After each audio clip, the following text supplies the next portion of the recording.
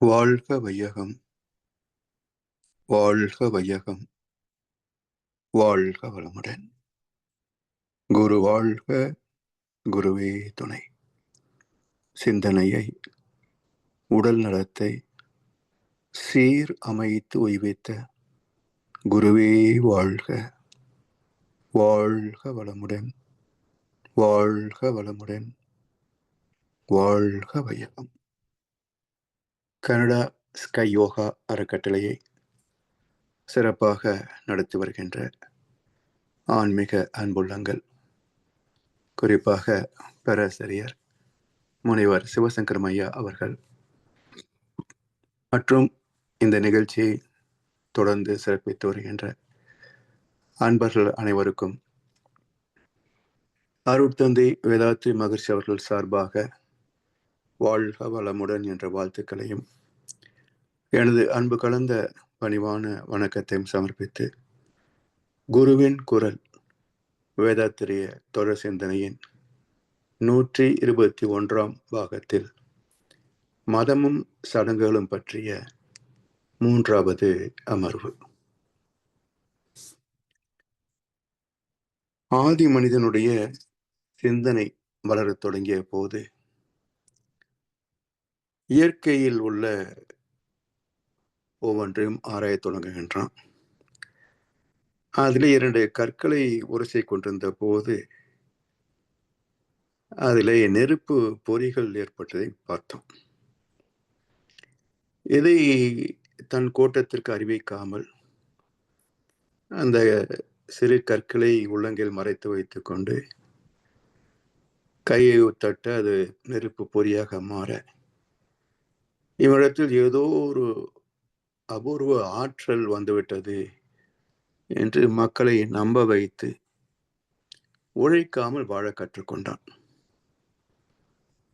இந்த கன்னிங்னஸ் சொல்வார்களே, நயவஞ்சகம்,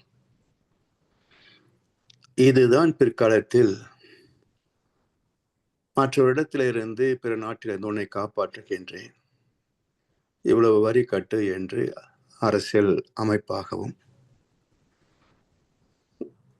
இந்த பொருள் உங்களுக்காக விலை குறைவாக தருகிறேன், அல்லது ஒன்று வாங்கினால் ஒன்று இலவசம் என்றெல்லாம் வியாபார தந்திரமாகவும், எனக்கு தட்சிணை தந்தால் கடவுளிடத்தில் உனக்காக பிரார்த்தனை செய்கிறேன் என்று வழிபாட்டு முறையிலேயும் 3 வகையாக உலகத்திலே உழைக்காமல் சம்பாதிக்க கற்றுக்கொண்டார்கள்.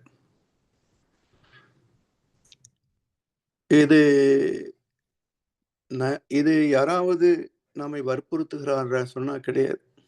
நாம விரும்பி இவற்றையெல்லாம் நாம் வந்து தருகின்றோம். நாட்டு பற்று என்ற பெயர்ல எவ்வளவு வரி விதித்தாலும் வேறு வழியின்றி கட்டிவிடுகின்றோம். அதே போல பொருட்கள் இன்றி வாழ முடியாது என்ற ஒரு மயக்கத்திலே என்ன விலை விற்றாலும் பொருளை வாங்கிக் கொள்கிறோம். அதே போல கடவுள் வழிபாடு என்ற முறையை யார் எதை சொன்னாலும் அதற்காக கடன் வாங்கியாவது செலவு செய்வதற்கும் தயாராக இருக்கிறோம். இப்படி 3 வகையிலேயும் நமக்கு பாதுகாப்பு என்ற பெயரிலே, வசதி என்ற பெயரிலே உழைத்து ஈட்டிய பொருளை உழைக்காமலே சிலர் பெற்று விடுகிறார்கள். இதுல மிக பெரும், அதாவது செலவில்லாத ஒரு வரவு. அரசாங்கம் வரி வாங்கினா செலவு பண்ணுவாங்க. வியாபாரி உற்பத்தி செய்த பொருள் மீது லாபம் வச்சு வைக்கிறான். ஆனா இந்த மத நம்பிக்கையில் ஏதாவது செலவு இருக்கான்னு பார்த்தீங்கன்னா செலவே கிடையாது, வரவு மட்டுமே. மறைபொருளாக உள்ள இறைவனை வைத்து இங்கு ஒரு பெரும் வியாபாரம் உலக அளவிலே கொடி கட்டி பறக்கிறது. சரித்திரத்தை திருப்பி பார்க்காதனாலும், கடவுளை அனுபவத்தில் உணரக்கூடிய வாய்ப்பு இல்லாததனாலும், ஒரு குருடன் இன்னொரு குருடனுக்கு வழிகாட்டுவதைப் போல கடவுள் நம்பிக்கை என்ற பெயரிலே ஒரு வியாபாரம். பொருளுக்காக இவற்றை விளக்க வந்த வாடகை பேச்சாளர்கள் ஆன்மீக பேச்சுன்னு சொல்லுவாங்க. ஆனா, இலவசமாக யாரும் உரையாற்றியதாக செய்திகள் இருப்பது இல்ல. பெரும்பாலும் ஒரு தொகை வசூலிக்கிறாங்க. அப்போ அந்த பணத்தை முன்வைக்கின்ற போது, என்ன கருத்தை சொன்னால் மக்களுக்கு மகிழ்ச்சி ஏற்படுமோ, அந்த வகையிலே கருத்துக்களை திரித்து பேசுகின்ற போது, அது ஒரு பொழுதுபோக்காக இருக்குமே தவிர, சிந்தனையை தூண்டுகின்ற வகையிலே அமைவது இல்ல. எத்தனையோ பட்டிமன்றங்கள், அ டிபேட்ஸ், விவாதங்கள் இதெல்லாம் ஏதாவது நமக்கு வாழ்க்கையை மேம்படுத்தக்கூடிய கருத்துக்கள் இருக்கின்றனவான்னு பார்த்தீங்கன்னா, ஒண்ணுமே இருக்காது. வெறும் வேடிக்கை பேச்சு, நகைச்சுவை பேச்சு மட்டும்தான் இருக்கும். எனவே இதெல்லாம் புரிந்து கொள்ளக்கூடிய வகையிலே உண்மையான குருவை நாடினால்தான் நாம் புரிந்து கொள்ள முடியும். இல்லையென்றால் பொதுமக்களின் அறியாமையே ஒரு சிலருக்கு மட்டுமே லாபமாகிறது.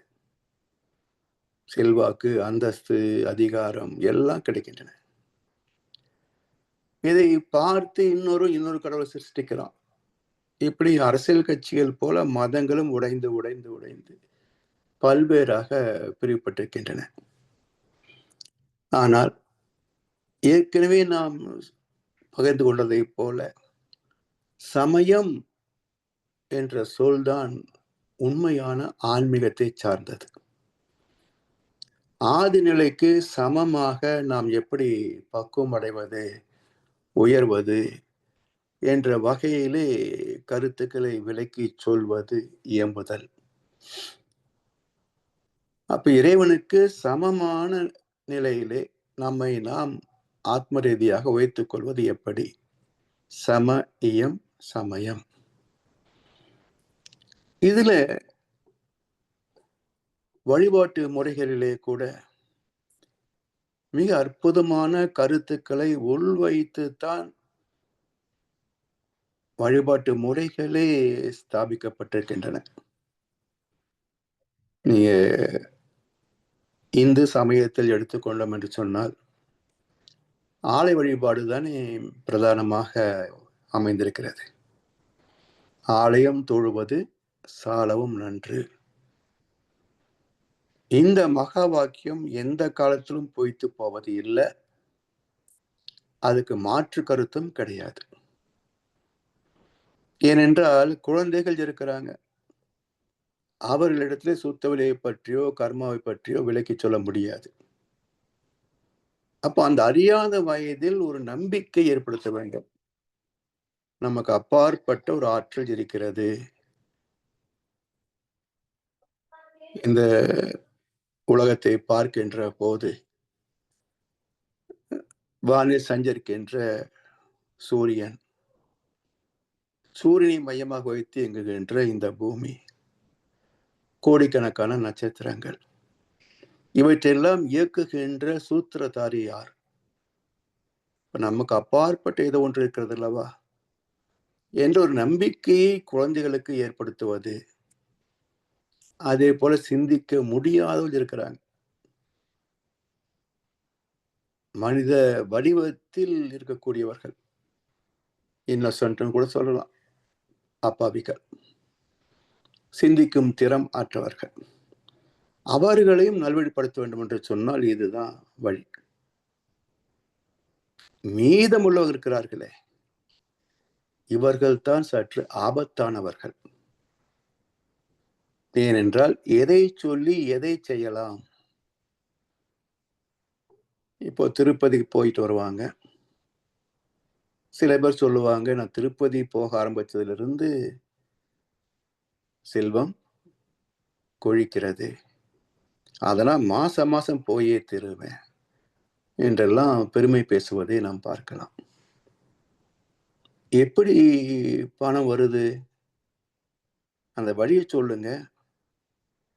இது இறைவன் தந்ததா அல்லது நீங்களாகவே திட்டமிட்டு கொள்ளையடித்ததா? கண்ணதாசன் இவருக்காகவே ஒரு அருமையான வரிகளை சொல்லி வைத்தார்.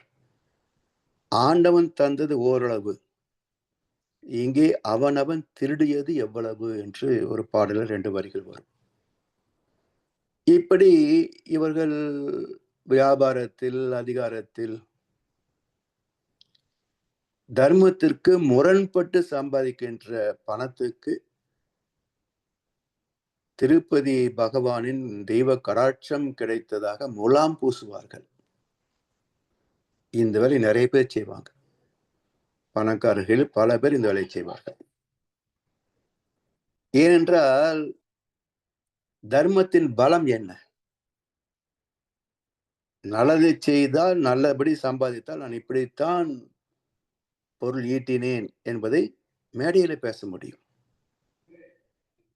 தர்மத்திற்கு முரணாக கொள்ளை லாபம் வைத்தோ, லஞ்சம் ஊழல் செய்தோ சம்பாதித்தால் நான் இப்படித்தான் சம்பாதித்தேன் என்று மேடையில பேச முடியுமா? சொல்லுங்க. அப்ப தர்மத்தின் பலம் என்ன? உண்மையை தைரியமாக உறக்க பேசலாம். ஆனால் அதர்மத்தில் சம்பாதித்தவன் மேடையில பேச முடியாது. அவன் தர்மத்தின் சாயல தான் பூசணும். இப்படி அதர்மத்தில் வருகின்ற பொருளை எப்படி பிளாக் மணியை ஒயிட் மணி ஆக்குறாங்களோ, அது போல தர்மத்தின் முலாம் பூசுவதற்காக தெய்வ கடாட்சம் என்ற வார்த்தையை பயன்படுத்திக் கொள்வார்கள். இவங்கள் ஆபத்தானவர்கள். மற்ற வளங்களை சுரண்டி பிழைக்கின்ற கயவர்கள். இதுக்கும் கடவுளை பயன்படுத்திக்குவாங்க. எனவே இதெல்லாம் புரிந்து கொள்ள வேண்டும் என்றால் ஆலய வழிபாடு எப்படி நமக்கு பயன் தரும்? உண்மையிலேயே இறைவனை வணங்கினால் செல்வம் சேருமா? இல்லை பதவி உயர்வு கிடைக்குமா? இல்லை ஏதாவது வம்பு வழக்கு தீர்ந்து போகுமா? இல்லை தோல்வி வெற்றியாக மாறிவிடுமா என்று சொன்னால் ஒன்றுமே நடக்காது. எல்லாமே அவரவர் கர்ம வினைப்படி வெளிப்படக்கூடியவையே தவிர இறைவன் யாருக்கும் எதையும் கொடுப்பதில்லை. கண்ணதாசன் அழகா சொல்வார், கோழிக்குள் முட்டை வைத்து, முட்டைக்குள் கோழி வைத்து, வாழைக்கும் கன்று வைத்தான் ஒருவன், அந்த ஏழையின் பேர் உலகில் இறைவன். அவன்கிட்ட என்ன இருக்கு கொடுக்கறதுக்கு? அவனை ஃபாரின் எக்ஸ்சேஞ்ச் டிபார்ட்மெண்ட்டாக வச்சிருக்கிறான். இந்தியர்கள் கேட்டால் பணமாகவும், அமெரிக்கர்கள் கேட்டால் டாலராகவும், ஜப்பானில் கேட்டால் எண்ணாகவும் கொடுக்கறதுக்கு அவனை ஃபாரின் எக்ஸ்சேஞ்ச் டிபார்ட்மெண்ட்டாக வச்சிருக்கிறான். அப்படியெல்லாம் ஒன்றும் கிடையாது. எனவே இதெல்லாம் புரிந்து கொள்ள வேண்டும் என்று சொன்னால் கடவுளும் கர்மாவும் 2 ரகசிய அர்த்தங்கள். பரவலா பயன்படுத்துறாங்க வார்த்தைகளை. கர்மா கர்மாம்பாங்க, கடவுள் கடவுளும்பாங்க. இல்லைன்னு மறுப்பவனுக்கும் தெரியாது, உண்டு என்று ஏற்றவனுக்கும் தெரியாது. கர்மா சொல் அளவிலே பயன்படுத்துவார்களே தவிர கர்மா என்ற சொல்லுக்கு உட்பொருள் தெரியாது. இந்த 2க்கும் விளக்கம் தெரியாமல் ஒழுக்கம் வராது, அறம் இருக்காது, வாழ்க்கையில் பிரச்சனைகளும் தீராது. இதுதான் யதார்த்தமான உண்மை. நமக்கு ஏற்பு இருக்கிறதோ இல்லையோ, இதுதான் நடந்து கொண்டிருக்கின்ற யதார்த்தம். இந்த அனுபவங்களை முன்வைத்து உண்மையான மகான்கள் என்ன சொல்லியிருக்கிறார்கள்?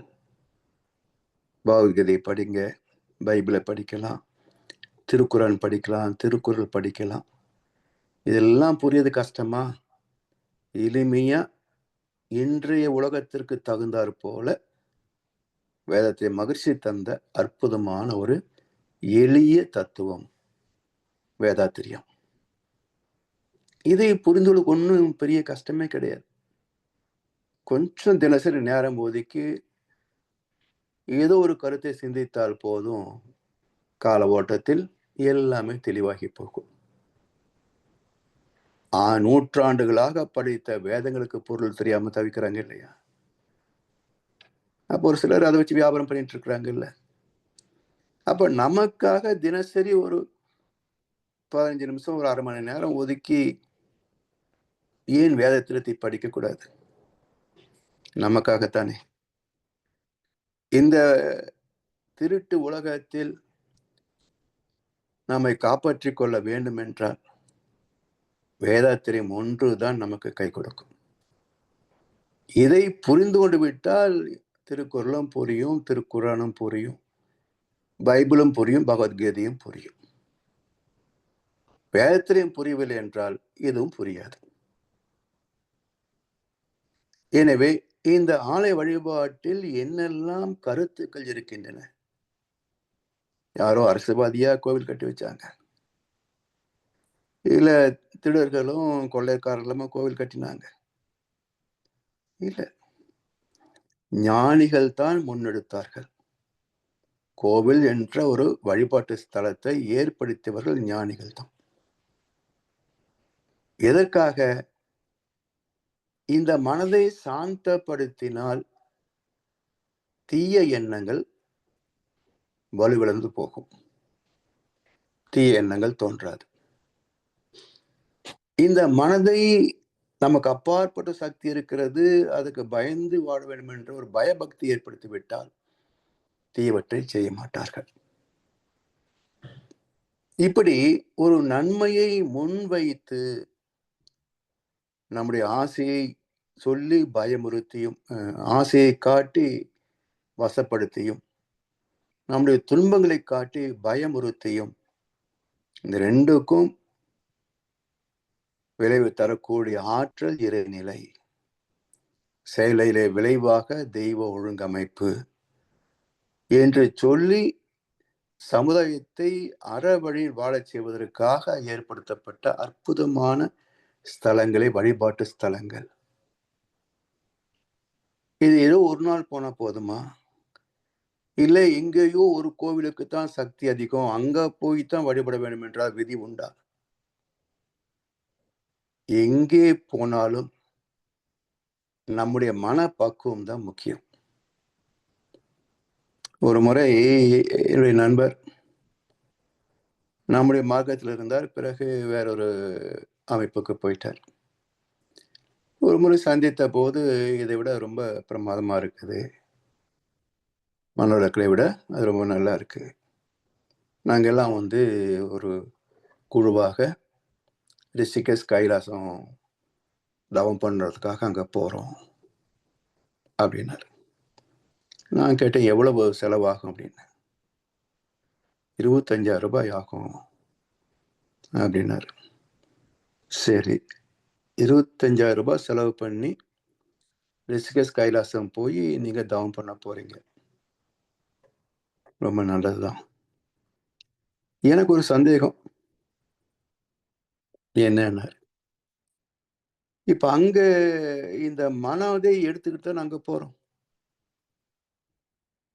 இந்த ரயில்வே ஸ்டேஷன் கொலாக் ரூம்னு வச்சிருப்பாங்க, பாதுகாப்பு அறைன்னு வச்சிருப்பாங்க. அதுல நம்ம பொருட்கள் எல்லாம் பேட்டி படுக்கையெல்லாம் வச்சிட்டோம்னாக்க பாதுகாப்பா வச்சிருப்பாங்க. அது மாதிரி கோவையிலிருந்து பயணம் தொடங்குகின்ற போதே இந்த மனசை கலட்டி ஒரு பாதுகாப்பு அறையில வச்சுட்டு நாம மட்டும் ரிஷிகேஷ் கைலாசம் போறதா இருந்தா தவம் ரொம்ப அருமையா வரும், சந்தேகமே கிடையாது. அப்படி வசதி இருக்கா? யோசிச்சார். இல்லதானே? சரி, இப்ப அங்க உட்கார்ந்துக்கிட்டு வீட்டுல என்ன செஞ்சிருப்பாங்க? பையனை ஸ்கூலுக்கு கொண்டு போயிட்டாங்களா, அவன் ரகலை பண்ணுவானே, எப்படி சமாளிப்பாங்க ஒத்தையாளா அப்படின்னு யோசிச்சிங்கன்னா இந்த தவத்துக்கு என்ன பேருன்னு கேட்டேன். எப்படி யோசிச்சார்? சந்தை கடையில் உட்கார்ந்துகிட்டு அந்த ஓசையை மறந்து தவம் செய்தால் அதுதான் சாமர்த்தியம். சந்தை கடையில் இருக்கிறோம், எந்த ஓசையும் கேட்காதது அளவுக்கு நாம் மனம் விலகி போய்விட்டோம் என்று சொன்னால் அது தவம்.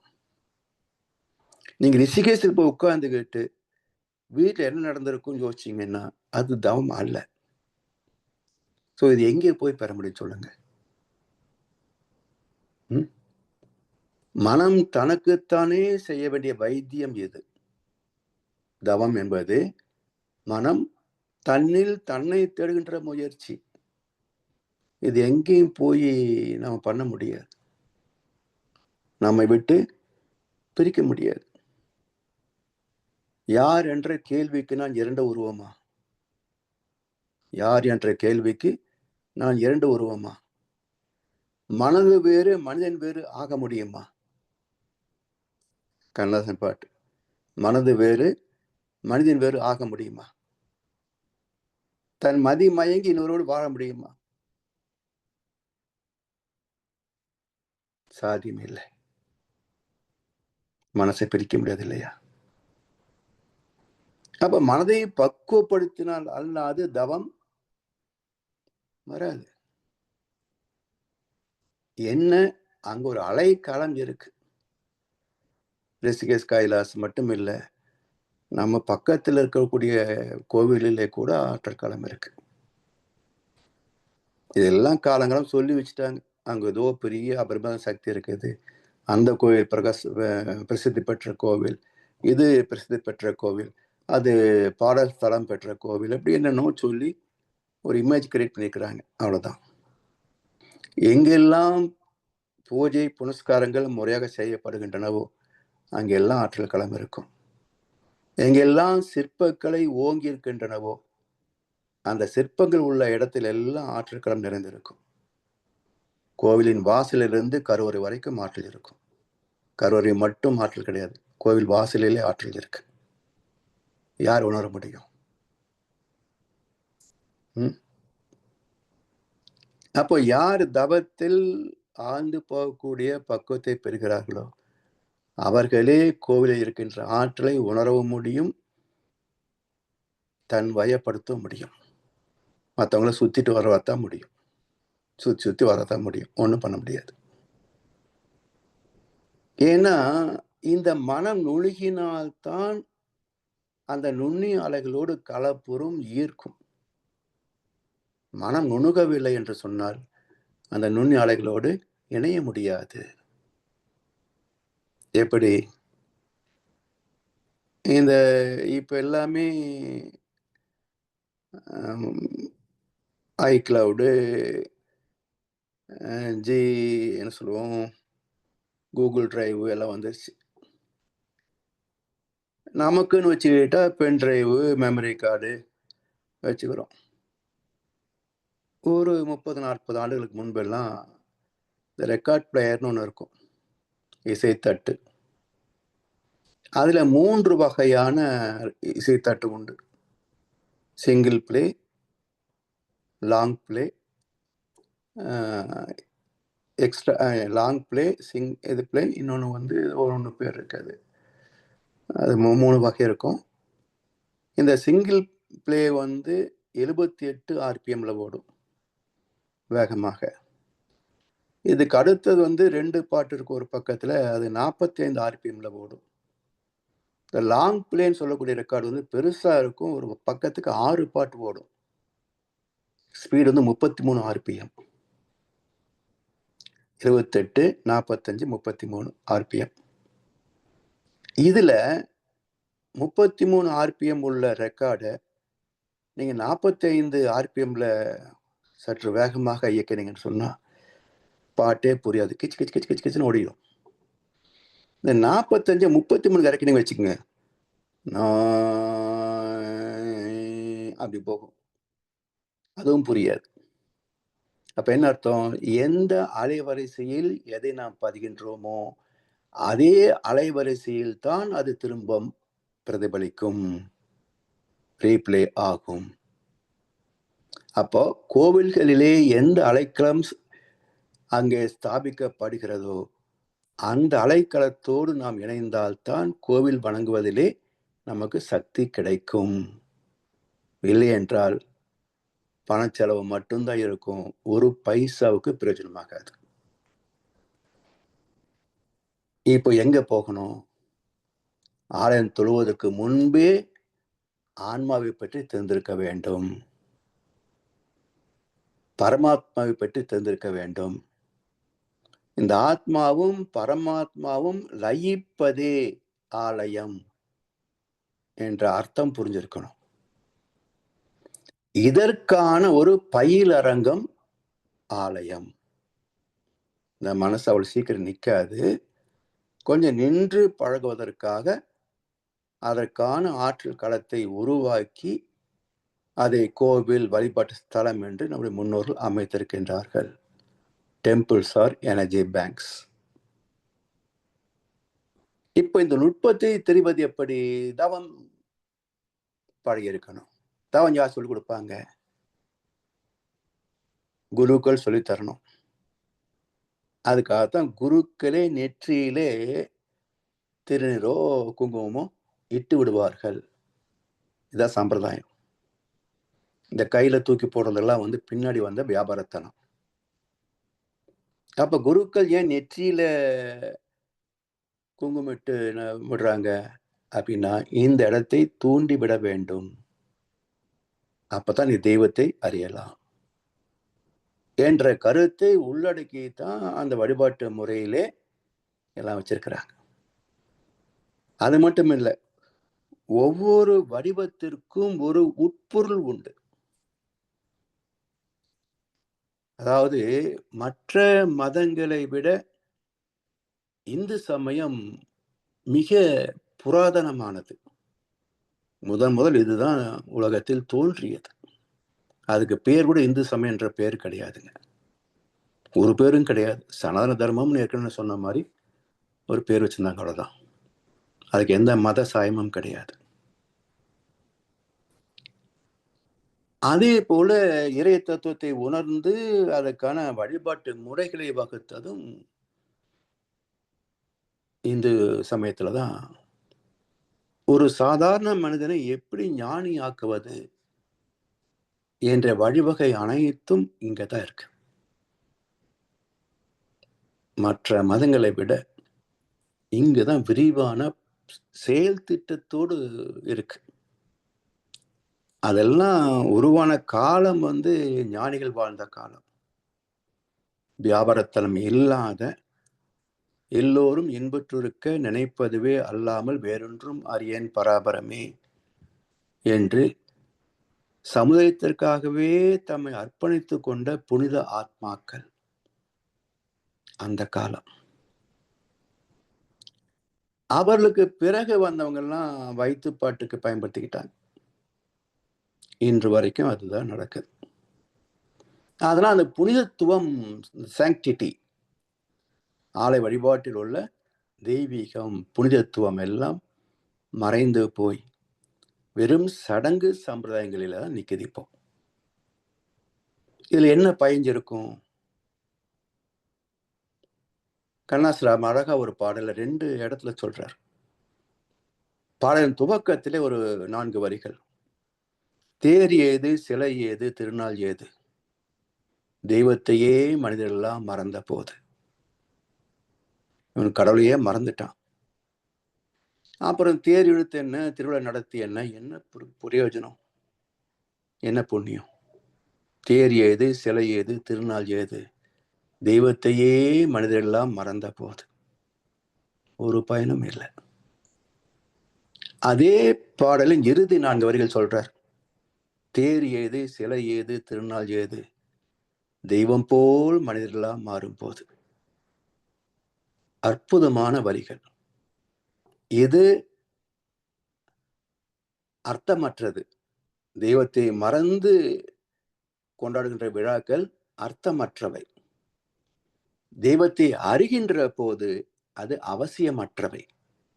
தேர் ஏது, சிலை ஏது, திருநாள் ஏது, தெய்வம் போல் மனிதர்களாம் மாறும் போது. அப்போ அது அர்த்தமற்றது, இது அவசியமற்றது. 2 வகையிலேயும் தேர் திருவிழா தவிர்த்தல் என்று தீர்ப்பெழுதி விட்டார் மகர்ஷி அவர்கள். ஆனா ஆலயத்தை ஒழித்தல் சொல்லல, தேர் திருவிழாவை தவிர்த்தல் மட்டும்தான் சொல்லியிருக்கார்.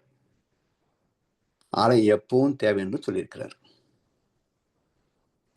ஏனென்றால் சிறுவர்கள், குழந்தைகள், அறிவிலே சிந்தனையிலே பின்தங்கியவர்கள், இவர்களுக்காக ஆலய வழிபாடு நிச்சயமாக அவசியம். சரி, மற்றவங்களுக்கு, நமக்கு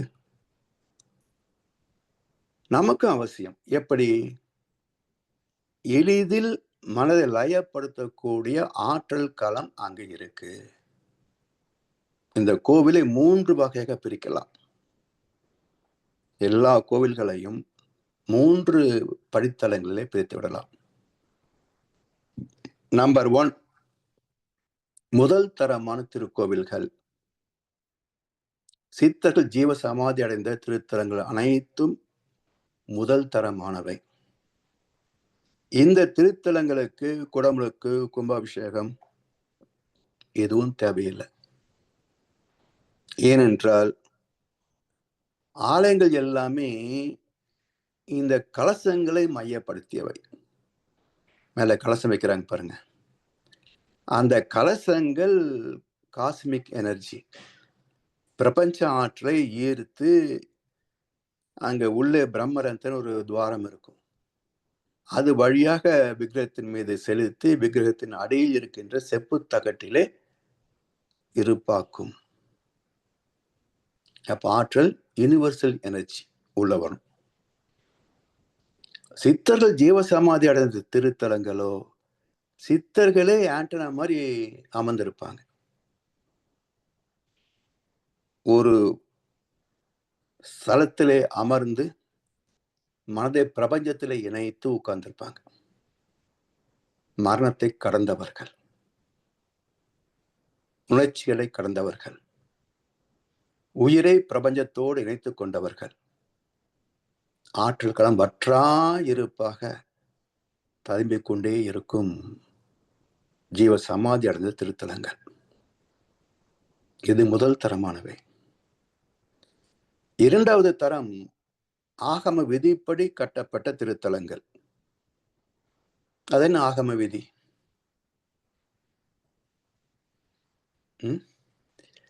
எல்லாம் இந்த சொல் பயன்படுத்துறாங்க.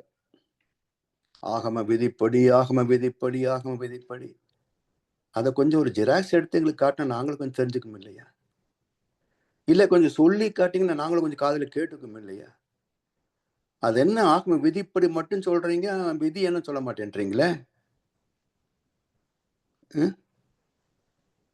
சைவ ஆகமம் 224 234 ஆகமங்கள் இருக்குன்னு சைவ சித்தாந்தம் பேசுகிறது. எது ஆகமம்? 3 பிரமாணங்களை சைவ சித்தாந்தம் பேசும். காட்சி பிரமாணம், அனுமான பிரமாணம், ஆகம பிரமாணம் என்று 3 பிரமாணங்களை பேசும். அது என்ன பிரமாணம்? ஒரு உறுதி, ஒரு நம்பிக்கைன்னு வச்சுங்களேன். இப்ப காட்சி பிரமாணம் பார்க்கிறோம், எப்படி இல்லைன்னு மறுக்க முடியும்? எல்லா பொருட்களும் இந்த பொருள் பார்க்கிறோமே, பழுதெல்லாம் பார்வை என்று சொன்னால் பார்த்த பொருள் சரிதானே இல்லையா? அது காட்சி பிரமாணம். உடம்ப பார்த்தோம், இன்னார் அடையாளப்படுத்திக்கிறோம். அவர் இருக்காரா? இருக்காருங்க. அவர் போயிட்டாருங்க. என்னாச்சு? திடீர்னு ஹார்ட் அட்டாக் போயிட்டாரு போன. ஆனா 10 நாள் முன்னாடி நான் பார்த்தேனே. ஆமா, போன வாரம் தான் போயிட்டாரு. எப்படி வித்தியாசம் கண்டுபிடிச்சிங்க? உயிர் போயிடுச்சுங்க. எப்படி போச்சு பார்த்தீங்களா? எப்படி பார்க்க முடியும்? அப்ப செத்து போச்சுன்றீங்க. ஒன்றும் பண்ணல, நடக்கல, பேசல, ஒன்றும் பண்ணலையே, செத்து போயிட்டாரு. அப்ப உயிர் பார்க்கல, ஆனா உயிர் இருந்தால்தான் வாழ முடியும். உயிர் இல்லை என்றால் அந்த உடம்பு பயனாகாது. அப்போ உயிர் என்ற ஒன்று இருக்கிறது. பார்க்க முடியவில்லை என்றாலும் அதுதான் உடலாக வாழ்ந்தது. அனுமான பிரமாணம் ஏற்றுக்கொள்கிறோம். சரி, இப்போ உயிர் போன பிறகு அந்த பிணம் இருக்கிறதே, அந்த பிணம் அப்படியே இருக்குமா, சிதைந்து போகுமா? சிதைந்து போகும். ஏன் சிதையணும்? யார் சிதைப்பார்கள்? தாய் தந்தை இணைந்த போது எது கருவானது? ஏன் கருவானது? எதற்காக கருவானது? எப்படி கருவானது? ஆண் பெண் இணைந்தால் கருவாகும் என்று விஞ்ஞானம் சொல்லுது. அப்படின்ற சாந்தி முகூர்த்தத்திலே கருவாகி இருக்கணுமே. ஏன் ஆகல? அப்ப ஏதோ ஒரு காரணம் இருக்கு. இந்த உலகத்தை இயக்கிக் கொண்டிருக்கின்ற ஒன்று புலன்களாலோ கருவிகளாலோ கணக்குகளுக்கோ எட்டாத ஒன்று இருக்கிறது. அது எல்லாவற்றையும் நிகழ்த்தி கொண்டிருக்கிறது. நமக்குள்ளேயும் இருக்கு அறிவாக, எங்கும் இருக்கிறது அறிவாக, கடந்தும் இருக்கிறது, அப்பாலுக்கு அப்பால் இருக்கிறது. ஆகம பிரமாணம் பார்க்கவும் இல்லை, உணர்வும் இல்லை. ஆனா அது இல்லைன்னா ஒண்ணுமே இல்லை. எப்படி கோமலப்படுத்திருக்கிறார்? உயிர் இருக்கு, உடம்பு இருக்கு, ஆனா கூப்பிட்டு பேச மாட்டேங்கிறார். அப்போ உயிருக்குள் உணர்கின்ற திறம் அறிவு, அறியும் திறன் உடையது அறிவு. அந்த அறிவுதான் உயிரையும் உடலையும் இணைத்து நடத்தி கொண்டிருக்கிறது. அப்போ உடலை பார்த்தது காட்சி பிரமாணம், உயிரை ஏற்றுக்கொண்டது அனுமான பிரமாணம். அறிவு இல்லை என்றால் எதுவும் நடக்காது என்று அசம்ஷன், பியூர்லி அசம்ஷன், ஒரு எண்ணமாக, கருத்துருவமாக, கற்பனையாக மட்டுமே ஏற்றுக்கொண்டது ஆகம பிரமாணம். இப்படி இந்த ஆகமத்தை பத்தி சொல்லுங்களேன், யாருக்கு புரியாது என்றால், இந்த ஆகமம் விதிப்படி கட்டப்பட்டது என்றால் உள்ளம் பெருங்கோவில், ஊனுடம்பு ஆலயம். வள்ளல் பிரானார்க்கு வாய் கோபுர வாசல், தெல்ல தெளிந்தார்க்கு ஜீவன் சிவலிங்கம், கள்ள புலனைந்தும் காலாமணி விளக்கே. உள்ளம் பெரும் கோவில், ஊன் உடம்பு ஆலயம். இப்ப நம்ம 2 வார்த்தையை பயன்படுத்துகின்றோம். கோவில் என்பதும் ஆலயமே, ஆலயம் என்பதும் ஆலயமே. எதுக்கு 2 வார்த்தை? இங்க திருமூலர் 2ஆ பிரிச்சிட்டார். உள்ளம் பெரும் கோவில், ஊன் உடம்பு ஆலயம். ஊன்னா சதை, சதையால் ஆன உடம்பு ஆலயம். உள்ளம் பெரும் கோவில் எவ்வளவு பெருசு? தஞ்சை பெரிய கோயிலா? இல்ல, அதை விட பெருசு. எவ்வளவு பெருசு இருக்க முடியும்? உள் கூட்டல் அம், அணுவுக்குள் அணுவாய், உயிருக்குள் உருவாய், உடலுக்குள் உயிராய் எல்லாமாக இருப்பது உள் அம். இறைத்துகள் முதல் உயிர்த்துகள் வரை அனைத்துக்குள்ளும் அடங்கி அதை இயக்கிக் கொண்டிருக்கின்ற ஆற்றல் உள் கூட்டல் அம் உள்ளம். அந்த இறைத்துகள் தானே பிரபஞ்சத்தை சூழ்ந்திருக்கிறது. அப்ப இயக்க மண்டலம் அனைத்தையும் தாங்கிக் கொண்டிருப்பது, சூழ்ந்திருப்பது அந்த காந்த களம். அதான் உள்ளம் பெரும் கோவில், ஊன் உடம்பு ஆலயம். அதற்குள் இந்த உடலாக, நானாக, எலும்பும் சதையும் சேர்ந்த ஒரு தோற்றமாக எல்லாத்தையும் உள்ள பேக் பண்ணி, சிவபுராணம் சொல்லும், எல்லாத்தையும் மூடி, புறத்தோல் மூடி அடங்கி உடலாக தோன்றுகிறது அப்படின்ற கருத்து சிவபுராணத்துல வரும். அப்படியெல்லாம் பேக் பண்ணி ஒரு அழகான உடம்பாக இருக்குது இல்லையா? எனவே உள்ளம் பெரும் கோவில், ஊன் உடம்பு ஆலயம், வள்ளல் பிரானார்க்கு வாய் கோபுர வாசல். வள்ளல் பிரான் யாரு? வள்ளல். எம்ஜிஆர் பொன்மன செம்மல்னாங்க, வள்ளல் அப்படின்னாங்க. அப்புறம் பாரி வள்ளல்னாங்க, யார் யாரையோ வள்ளல் அப்படின்னாங்க. சரி, இது எதை வைத்து கணக்கு போட்டா யார் பெரிய வள்ளலாக இருக்க முடியும் என்றால், ஒரு சின்ன கணக்கு. இந்த வாழ்க்கையில கொண்டு வந்து ஒண்ணுமே இல்லை. வந்த பிறகு எல்லாம் சம்பாதிச்சதுதான், வாங்கிட்டதுதான். அப்போ எல்லாவற்றையும் இங்கிருந்தே நாம் பெற்றிருக்கிறோம். சரி. எவ்வளவு திருப்பி செலுத்தியிருக்கிறோம்? ம். கடன் என்ற வார்த்தை மை என்ற இலக்கண விகுதி பெற்று கடமை என்றானது என்று மகரிஷி ஒரு விளக்கம் சொல்வார்.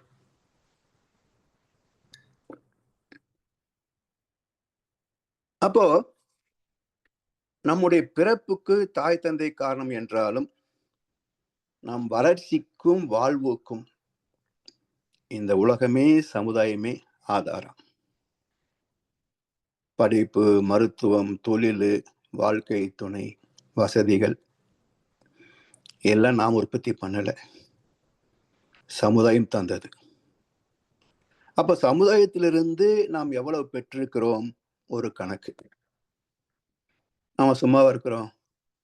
நாமும் படித்தோம், உழைத்தோம், வரி கட்டணும், ஈகை செய்தோம், நன்கொடை தந்தோம்.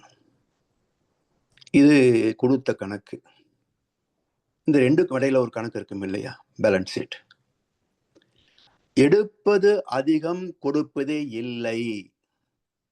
நம்ம மந்திரிகள் எத்தனையோ இயற்கை சீற்றங்களை பார்த்திருக்கிறோம் தமிழ்நாட்டில்.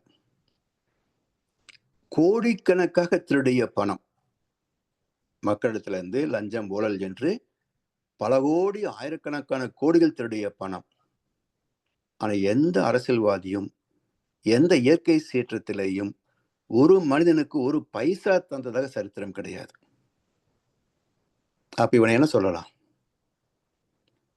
எடுத்தது மிக அதிகம், கொடுப்பதே இல்லை, கொடுத்ததே இல்லை என்றால் இவன் திருடன். திருடன் என்ன வச்சுட்டா போவான் இல்லையா? எடுப்பது மட்டுமே, கொடுப்பதே இல்லை, அவன் திருடன். சரி, எடுப்பது அதிகம், கொடுப்பது குறைவு. அப்போ கடன் பட்டிருக்கிறான், கடன்காரன். எடுப்பது அதிகம், கொடுப்பது குறைவு என்றால் அவன் கடன்காரன். எடுத்தும் கொடுத்தும் வாழ்பவனே மனிதன். எடுப்பது குறைவு, கொடுப்பது அதிகம் என்றால் எடுப்பது குறைவு, கொடுப்பது அதிகம். எப்படி சாத்தியம்? இறைவனின் கருணை. அப்படி யார் இருக்காங்க? கர்ணன் இல்லையா? எடுப்பதே இல்லை, கொடுப்பது மட்டுமே என்றால் யார்? இறைவன். அப்ப மிக பெரும் வள்ளல் யார்? அவன் தான் வள்ளல் பிரான், இறைவன். வள்ளல் பிரானாருக்கு வாய் கோபுர வாசல். வள்ளல் பிரானாருக்கு வாய் கோபுர வாசல். கோபுரம் 4 மதிர்ச்சுவர் பக்கத்திலே 4 இருக்கும். கருவறைக்கு மேலேயும் கோபுரம் இருக்கும் இல்லையா? எப்படி இருந்தாலும் கோபுரங்களிலே படித்தளங்கள், நிலைப்படிகள் உண்டு. என்ன காட்டுது? கீழே மூலாதாரம், ஒவ்வொரு நிலையும் ஒவ்வொரு உயிர் மையம், 7வது மையம் துரியம்.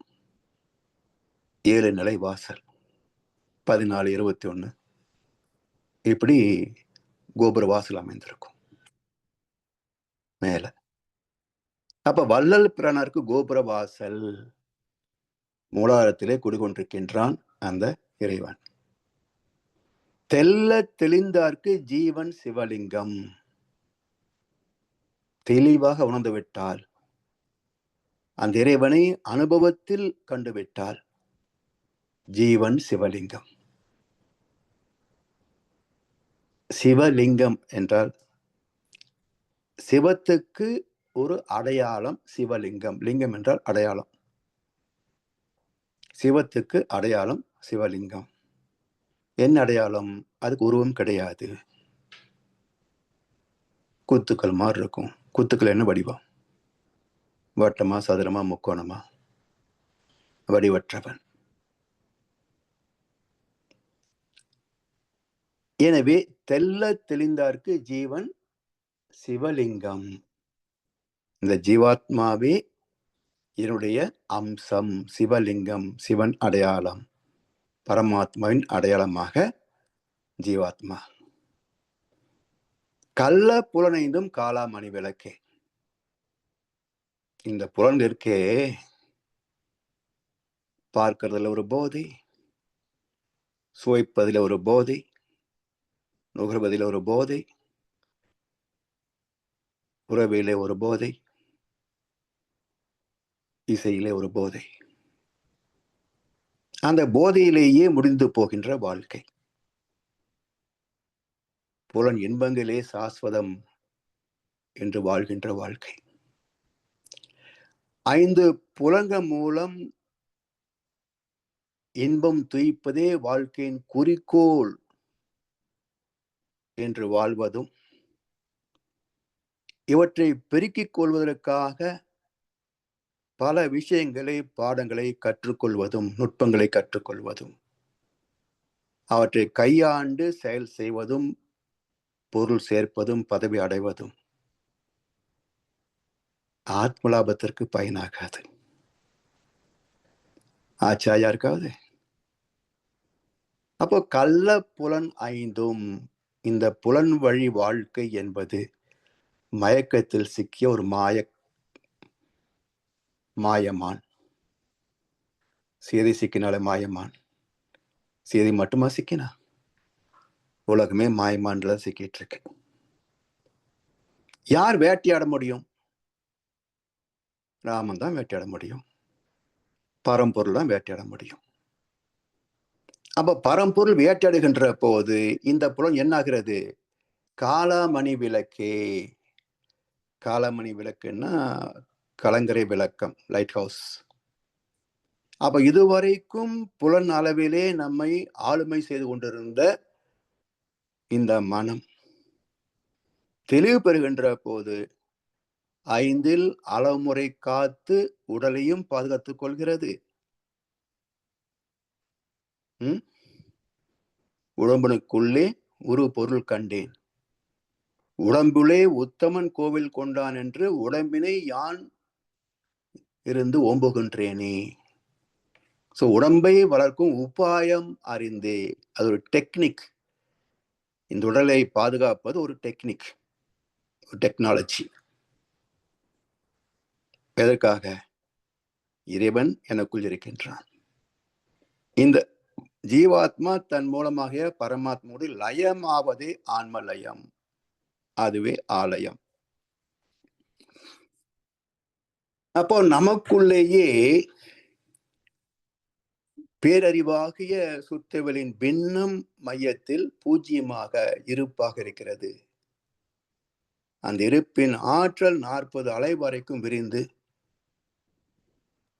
அனுபவங்களை 14 முதல் 40 அலைகளிலே பதிந்து கொள்கிறது. இது ஜீவாத்மா. பதிய முடியாத தூய்மையான காந்த களம் 13 8 வரைக்கும் பரமாத்மா. இந்த காந்தத்திற்கு மூலம் விண் ஆற்றல் 7 முதல் 4 சக்தி களம். அந்த விண்ணுக்கு மூலம் இறை துகள் 3 to 1 பிரபஞ்சத்தை சூழ்ந்திருக்கின்ற காந்த களம். அதை சூழ்ந்திருப்பது சுத்தவெளியாகிய பூஜ்யம் பேரறிவு. இப்போ 14 வரைக்கும் ஜீவாத்மா, 13 பரமாத்மா. 14க்கும் 13க்கும் எவ்வளவு தூரம்? மனம் திரும்புங்கள், பரலோராஜ்யம் சமீபித்திருக்கிறது. 14க்கு பக்கத்துல 13 இருக்குது. பரலோராஜ்யம் எங்கேயோ இல்லை, சமீபித்திருக்கிறது. என்ன பண்ணணும்? மனம் திரும்புங்கள். எதுக்கு? மனம் எப்பவும் திரும்புறதே கிடையாது, வெளியவே ஓடிக்கிட்டு இருக்கும். உலகத்திலே புற பொருட்களோடு புற மக்களோடு தொடர்பு கொண்டு 5 சுகங்களை தூய்த்து கொண்டு மனம் வெளியே தான் ஓடுமே தவிர உள்நோக்கி திரும்புவது இல்லை. இதுதான் இயல்பு வாழ்க்கை. அந்த கோணத்தை மாற்றி உள்ள திருப்பு. மனம் திரும்புங்கள், பரலோராஜ்யம் சமீபித்திருக்கிறது. 14க்கு அடுத்து 13 தாப்பா. அதான் பரமாத்மாவோட துவக்கம். அப்ப 14 இருந்து 13 2 ஒண்ணு தானே, ஜங்ஷன் பாயிண்ட் தானே. அப்ப ஆன்ம லயம் ஆலயம். ஆன்ம லயம், லயம் என்றால் இணைதல், ஒன்றுபடுதல். அப்ப ஆலயம் என்பது புறத்தே இருப்பதா, அகத்தே இருப்பதா? ஆன்ம லயம் என்பது அகத்தே நிகழ்வது அன்று புறத்தே அல்ல. பிறகு ஏன் அதற்கும் ஆலயம் என்றே பேர் வச்சாங்க? இதற்கான ஒரு பயிலரங்கம், ஒரு பயிற்சி கூடம், ஒரு அலைக்களம். அதனால் அதற்கும் அதே பெயர். உள்ளம் பெருங்கோவில், ஊனுடம்பு ஆலயம். அதே போல் புறத்தே உள்ளது பயிற்சி கூடம், இந்த ஆலயம். எவ்வளவு அற்புதமான வார்த்தைகள், எவ்வளவு அற்புதமான தத்துவங்கள் இல்லையா? சரி, இந்த ஆலயத்தை உருவாக்கியதன் நோக்கம் என்ன? மனம் திரும்ப வேண்டும். 14க்கு வெளியே ஓடுகின்ற மனதை உள்ள 13க்கு கீழே திருப்பணும். அதற்கான ஒரு சாந்தத்தை ஏற்படுத்துவதற்கான ஒரு அலைக்களம் உருவாக்கி வைக்கப்பட்ட இடங்களே கோயில். கோ என்றால் அரசன், ஆட்சி, அரசு, அறிவு. ஆள்வது அறிவு தானே. கோ என்றால் அறிவு. கோயில் என்றால் அறிவு இருக்கின்ற இடம். எங்க? கர்ப்பகிரகத்திலையா? உடைத்த கல்லில் ஒன்று கோவில், ஒன்று வாசல். உடைத்த கல்லில் ஒன்று தெய்வம், ஒன்று கோவில், ஒன்று வாசல். இறைவன் படைப்பில் எல்லாம் ஒன்றே, எல்லாம் கோயில் தான். இது சிற்பமாக வடிக்க முடியல, அதனால் கோவில் சுவராக இருக்கிறது. இது பெரிய நீளமா கல்லா இருக்குது, படிக்கல்லா கிடக்குது. அப்போ உடைத்த ஓசை உள்ள கல்லை நீர் உடைத்து இரண்டாய் செய்துமே. பூசனைக்கு வைத்த கல்லில் பூவும் நீரும் சாத்திரீர், வாசலில் பதித்த கல்லை மழுங்கவே மிதிக்கிறீர். ஈசனுக்கு உகந்த கல்லு எந்த கல்லு சொல்லுமே? நாத்தியம் யார் கண்டுபிடிச்சாங்க? பெரியாரா? சித்தர்கள் எல்லோரும் நாத்திகர்களே. நூற்றாண்டுகளுக்கு, பல நூற்றாண்டுகளுக்கு முன்பு வாழ்ந்த அத்தனை சித்தர்களும் நாத்திகர்களே. ஏன்? நாத்திகம்தான் உண்மையான இறை தேடல். ஆஸ்திகம் என்பது வெறும் பொருள் சார்ந்த வாழ்க்கை. ஆஸ்தி இகம் ஆஸ்திகம், ந ஆஸ்தி இகம் நாஸ்திகம். ஆஸ்தி என்ன? ஆஸ்தி என்ன? மாடி மனை, கோடி பணம், வாகனம், தங்கம், வைரம், இதுதானே ஆஸ்தி. ஈகம் என்பது வாழ்க்கை முறை. அப்ப ஆஸ்திகம் என்று சொன்னால் பொருளை தேடுவதும், செல்வத்தை தேடுவதும், பயன்படுத்துவதும், பாதுகாப்பதும், சந்ததிக்கு பங்கு போட்டு தருவதும். இதுல எங்கே கடவுள் சம்பந்தப்பட்டிருக்கிறார்? என்னங்க? ஆஸ்திகத்திலே இறைவன் எங்கே சம்பந்தப்பட்டிருக்கிறான் என்றால், போய் கேட்கிறோம் இல்ல, குடு குடுன்னு, அதுலதான் சம்பந்தப்பட்டிருக்கிறான். மற்றபடி வாழ்க்கை முறையிலே இறைவன் சம்பந்தப்படவில்லை. அப்ப எங்கே சம்பந்தப்பட்டான்?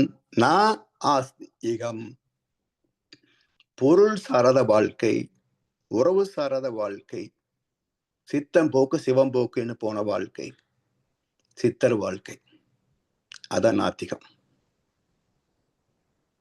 இந்த இரண்டையும் இணைக்கின்ற பாலம் ஆன்மீகம். விலங்கிலிருந்து வித்தெடுத்து வந்திருக்கின்றோம். விலங்குத்தன்மை தான் மட்டத்தில் இருக்கும். இது முதல் படி. இதுல இருந்து சற்றே நாம் உயர்வு பெறுவது தவத்தின் மூலமாக தன்னை அறிகின்ற பயிற்சியிலே இணைந்து கொள்கின்ற போது நம்முடைய மனித நேயத்தை உணர்கிறோம், மனித தன்மையை உணர்கின்றோம். மனம் இதனே மனிதன் என்ற சொல்லுக்கு உட்பொருளை அறிகிறோம். அடுத்தபடி என்னை போலவே 820 கோடி மக்கள் அனைவரையும் நேசிக்கின்ற போது மனித நேயம் உச்சம் தொடுகிறது. அது 3வது படி. அதிலிருந்து இன்னும் உயர்ந்து உலக மக்கள் மட்டுமா, எல்லா ஜீவன்களும் அவை மட்டுமா, பூமி முதல் பிரபஞ்சம் வரைக்கும் அனைத்து இயக்கங்களும், அதற்கு அப்பால் உள்ள இறைநிலை. அந்த இம் என்ற காந்த நிலை, காந்தத்திற்கு மூலமாகிய ஈர்ப்பு நிலை, அது உச்சம். அந்த உச்சத்தை தொட்டு சமுதாயத்துக்கு தொண்டாற்றுகின்ற போது அவர் ஞானி ஆகிறார், மகான் ஆகிறார். அப்ப 4 படித்தளங்கள். விலங்கினத்திலிருந்து உடல் எடுத்து வந்தது முதல் படி, மனிதனாக வாழ்வது 2வது படி, மனித நேயத்தில் உச்சம் தொடுவது 3வது படி, இறை உணர்ந்து தொண்டாற்றுவது 4வது படி. முதல் படியிலேயே தலைமுறை தலைமுறையா வாழ்ந்து செத்து போனா இது சாக்கடை வாழ்க்கை அல்லவா? என்ன பெருமை இருக்குல்ல? இந்த சாக்கடை வாழ்க்கையில என்ன பெருமை இருக்கு? உயரவே விரும்பாத மக்கள், வெறும் கோவில் சுத்தினாலே புண்ணியம் நினைக்கிற மக்கள் எப்படி உச்சம் தொடுவது? இப்படி மனிதன் உயர்வு பெற வேண்டும், இறை உணர்வு பெற வேண்டும், அறம் சார்ந்து வாழ வேண்டும். அப்பதான் உலகம் சொர்க்குலகமாக இருக்கும். மட்டுமல்ல, தனி மனித வாழ்க்கையிலே துன்பத்தின் சாயல் கூட விழாது. இன்பமே இயற்கையிலே எங்கும் எதிலும் எப்போதும் நிறைந்துள்ளது அனுபவத்திற்கு. இயற்கையின் படைப்பே இன்பம்தான், இன்பத்தை நோக்கிய பயணம்தான். துன்பத்தின் சாயல் கூட இயற்கையில கிடையாதுங்க. எங்க இருந்தது? விலங்கினத்திலே 5 வரைக்கும் இருந்தது, அவ்வளவுதான். ஏன் பரிணமித்தது? இதெல்லாம் துன்பங்கள். ஒன்று கொன்று வாழ்வது இறைநீதிக்கு ஏற்புடையது அல்ல, அன்பும் கருணைக்கு ஏற்புடையது அல்ல.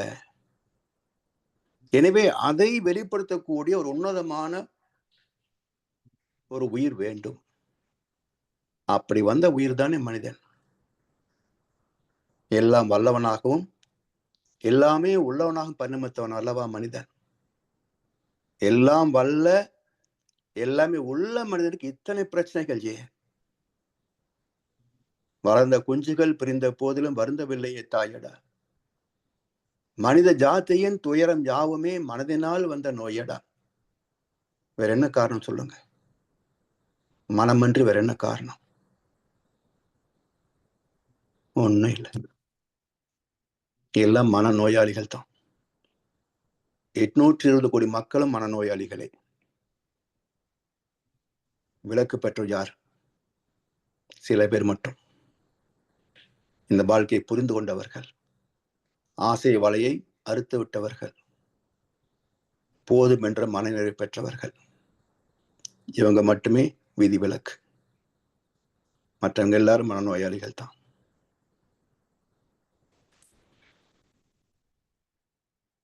இப்படி ஒரு அற்புதமான வாழ்க்கை தத்துவத்தை உள்வைத்து உருவாக்கப்பட்டதுதான் ஆலயம். சரி, ஆகம விதி இப்படி வந்துட்டுமா? 3வது அமைப்பு யார் என்றால் வியாபார கோவில்கள். எது வியாபார கோவில்? இந்த போக்குவரத்துக்கு இடையூறாக நடு ரோட்ல வைக்கிறான் பாருங்க, 8க்கு 8, 10க்கு 10. இவை எல்லாம் வியாபாரத்தனமான கோவில்கள். இந்த பக்கம் அந்த பக்கம் 10 அடி இடம் வேணும்னு வச்சுங்களேன், நல்ல மார்க்கெட் பிளேஸ். கடையை நீட்டி வைக்கணும். என்ன பண்றது? நடு ரோட்ல ஒரு கோயிலை கட்டு. அதுக்கு ஒன்றும் லைசன்ஸ் எல்லாம் வாங்க வேண்டியதில்லை. வீட்டு மனைக்குன்னு பட்டா பிரிச்சு அதுக்குள்ள வீடு கட்டுறதுக்கு லைசன்ஸ் வாங்கணும். ஆனா நடு ரோட்ல கோயில் வைக்கிறதுக்கு யாருக்கிட்டையும் பர்மிஷன் வாங்க வேண்டியதில்லை. கட்டிடலாம். அப்புறம் யார் அங்க பார்க் பண்ண போறாங்க? வண்டி நிறுத்துவாங்களே தவிர யாராவது அந்த பக்கம் போக முடியுமா? அப்போ இந்த பக்கம் 10 அடி, அந்த பக்கம் 10 அடி இலவசமாக பயன்படுத்திக் கொள்ளலாம். இதெல்லாம் வியாபார கோவில்கள். இதுல ஒரு பயனும் கிடையாது. ஒரு பைசாவுக்கு புண்ணியம் இல்லாத ஒரு இடம். இதெல்லாம் அந்த வார்த்தையை பயன்படுத்தக்கூடாது. கோவில் என்ற வார்த்தைக்கு அருகதையற்ற கட்டிடங்கள். இவற்றை இடிப்பதில புண்ணியம் உண்டே தவிர பாவம் கிடையாது. என்ன புண்ணியம்? டிராபிக் ஜாம் இல்லாம போலாம் இல்ல? அது ஒரு நன்மை தானே. இப்படி இந்த 3 வகையான திருத்தலங்கள், அடுத்து பூசை புனஸ்காரங்கள், அதை பற்றி அடுத்த அமர்வில் சிந்திப்போம் என்று சொல்லி வாய்ப்பளித்தவர்களுக்கு நன்றி பாராட்டி என்ற உரையை நிறைவு செய்கின்றோம். வாழ்வளமுடன், வாழ்வளமுடன், வாழ்க வையகம். நன்றிகள் ஐயா. வழக்கம் போல் மிகவும் அற்புதமான சிந்தனை ஐயா. இதில் என்ன சொல்லி சொன்னால், ஐயா ஆரம்பிக்கும் போது ஆதிகால மனிதன் தொடங்கினார். அருமையான உதாரணம் என்னென்னு சொன்னால், அவன் ஆதிகால மனிதன் கல்ல உறைஞ்சினது வந்து நெருப்பு வர ஒன்று இல்லை, ஏதோ உறைஞ்சி படைக்கு நெருப்பு வந்துட்டுது. அவன் அதை வச்சு தனக்கு அபார சக்தி இருக்குன்னு சொல்லி மக்களை ஏற்பாட்ட தொடங்கினான். அவனிலிருந்து தொடங்கி இன்று வரைக்கும் எத்தனையோ மாற்றங்கள், அதாவது வந்து அவன் சந்ததி தான் இப்போ கூட வாழ்ந்து கொண்டிருக்கிறார்கள். அதாவது வந்து நீங்கள் எல்லோரும் இதில் விதிவிலக்கு இல்லை, கட்டாயம் இப்படி நாட்கள்கிட்ட அம்பிட்டு இருப்பீர். No doubt about it. என்னென்னு சொன்னால், எனக்கு ஐயா சொன்ன உடனே எனக்கு சிந்தனையெல்லாம் வேறு எங்கே போயிட்டுது. இடைக்கிறதா என்னென்னு சொன்னால், நான் அந்த ஏமாத்து பாட்டல் எல்லாத்தையும் கடந்து மனதில் வர தாங்கிட்டுது. என்று சொன்னால், நாங்கள் அந்த கிராமத்தில் இருந்து சிட்டிக்கு வந்த நாங்கள், அதில் இருந்து எவ்வளவோ மாற்றங்கள் பார்த்தீங்கன்னு சொல்லி சொன்னால், இந்த சமுதாயத்தில் சரி, வேலைத்தலங்களில் சரி, ஆலயங்களில் சரி, எங்கே போனாலும் இதே போல் கட்டாயம் சந்திச்சிருப்பீர்கள். அப்போ எனக்கு ஒரு மனத்தில் ஒரு சிந்தனை தோன்றுச்சு என்று சொல்லிச்சுன்னா, ஐயாவின் சிந்தனை உரையெல்லாம் அந்த காலத்தில் கேட்டிருந்தால் எவ்வளோ விஷயத்துலையும் தப்பியிருப்பான் அப்படி உட்காந்து வந்தது. அப்படி வரும்பொழுது ஐயா சொன்னார் என்று சொன்னால், இந்த திருட்டு உலகத்திலே நம்ம காப்பாற்றி கொள்ள வேண்டும் என்றால் வேதாத்திரியத்தை ஒரு 10-15 நிமிடம் நாள்தோறும் படித்தாலே போதும் என்ற மாதிரி கதை சொன்னார். என்னுடைய சிந்தனையில் எப்படின்னு சொன்னால், ஐயா இன்றைக்கு 121வது இந்த குருவின் குரல். இதுக்கு முதல் வாழ்வியல் அதுலேயும் கணக்க சொல்லிட்டார். இவ்வளோத்தையும் முறையாக படித்தாலே இவ்வளோ விஷயத்துலேருந்து நாங்கள் மேம்பட்டுடுவோம், தப்பிவிடுவோம். ஆனால் கொஞ்சம் லேட்டான ஐயா, ஆனாலும் பரவாயில்லை. அன்பர்கள், உங்களுடைய இன்றைக்கு ஐயா சில பேர் வந்துட்டார்கள். உங்களுடைய சொல்லலாம், சிறைச்சலாம். ஐயா சொல்லுங்க ஐயா. ஐயா வாழ்க வளமுடன் ஐயா. வாழ்க வளமுடன் ஐயா, வாழ்க வளமுடன். ஐயா, நீங்க பேசும்போது ஒரு இடத்துல வந்து களவு புலன்கள் சொன்னீங்க. கள்ளப்புலன். What is கள்ளப்புலன்? திருட்டுத்தனமான. கள்ளத்தனம்னா திருட்டுத்தனம். ஓ, பட் கள்ள புலன்கள்னா அதாவது இந்த புலன்கள் நம்ம ஏமாற்றுறது இல்லையா? ஓ, புலனே வந்து it will cheating. Okay, cheating. ஆக்சுவலா புலன்கள் சீட்டிங் பண்றது இல்ல, மனம் புலன்கள் வழியாக நம்ம ஏமாற்றுகிறது. ஓகே, புலன் தனியா வேலை செய்ய முடியாது இல்லையா? மனம் உள்ள போனதான புலன் வேலை செய்யும். ஓகே, திருட்டு என்னன்னு சொல்றோம் அது மாதிரியா? ஆமா. அதே மனம் திரும்பி ஆன்மீகத்து வருகின்ற போது இதே புலன்களை கலங்கரை விளக்கு போல பயன்படுகிறது. எக்ஸலண்ட் ஐயா. தொலை தூரத்தில் வருகின்ற கப்பலுக்கு வழிகாட்டுகின்ற கலங்கரை விளக்கு போல இந்த வாழ்க்கையின் நோக்கம் என்ன என்று வழிகாட்டுகின்ற இந்த புலன்கள். ஏன்னா புலஞ்சில்லைன்னா ஒண்ணுமே இல்லையே, கண்கள் தெரியலன்னா எப்படி நம்ம வாழ முடியும்? So ultimately we have to decide that only this pulangal is getting spoiled by mind. Excellent ஐயா, வாழ்க வளமுடன். நன்றி அருமையா ஐயா, இருந்தது, வாழ்க வளமுடன். அருமையா இருந்தது. It's a good speech.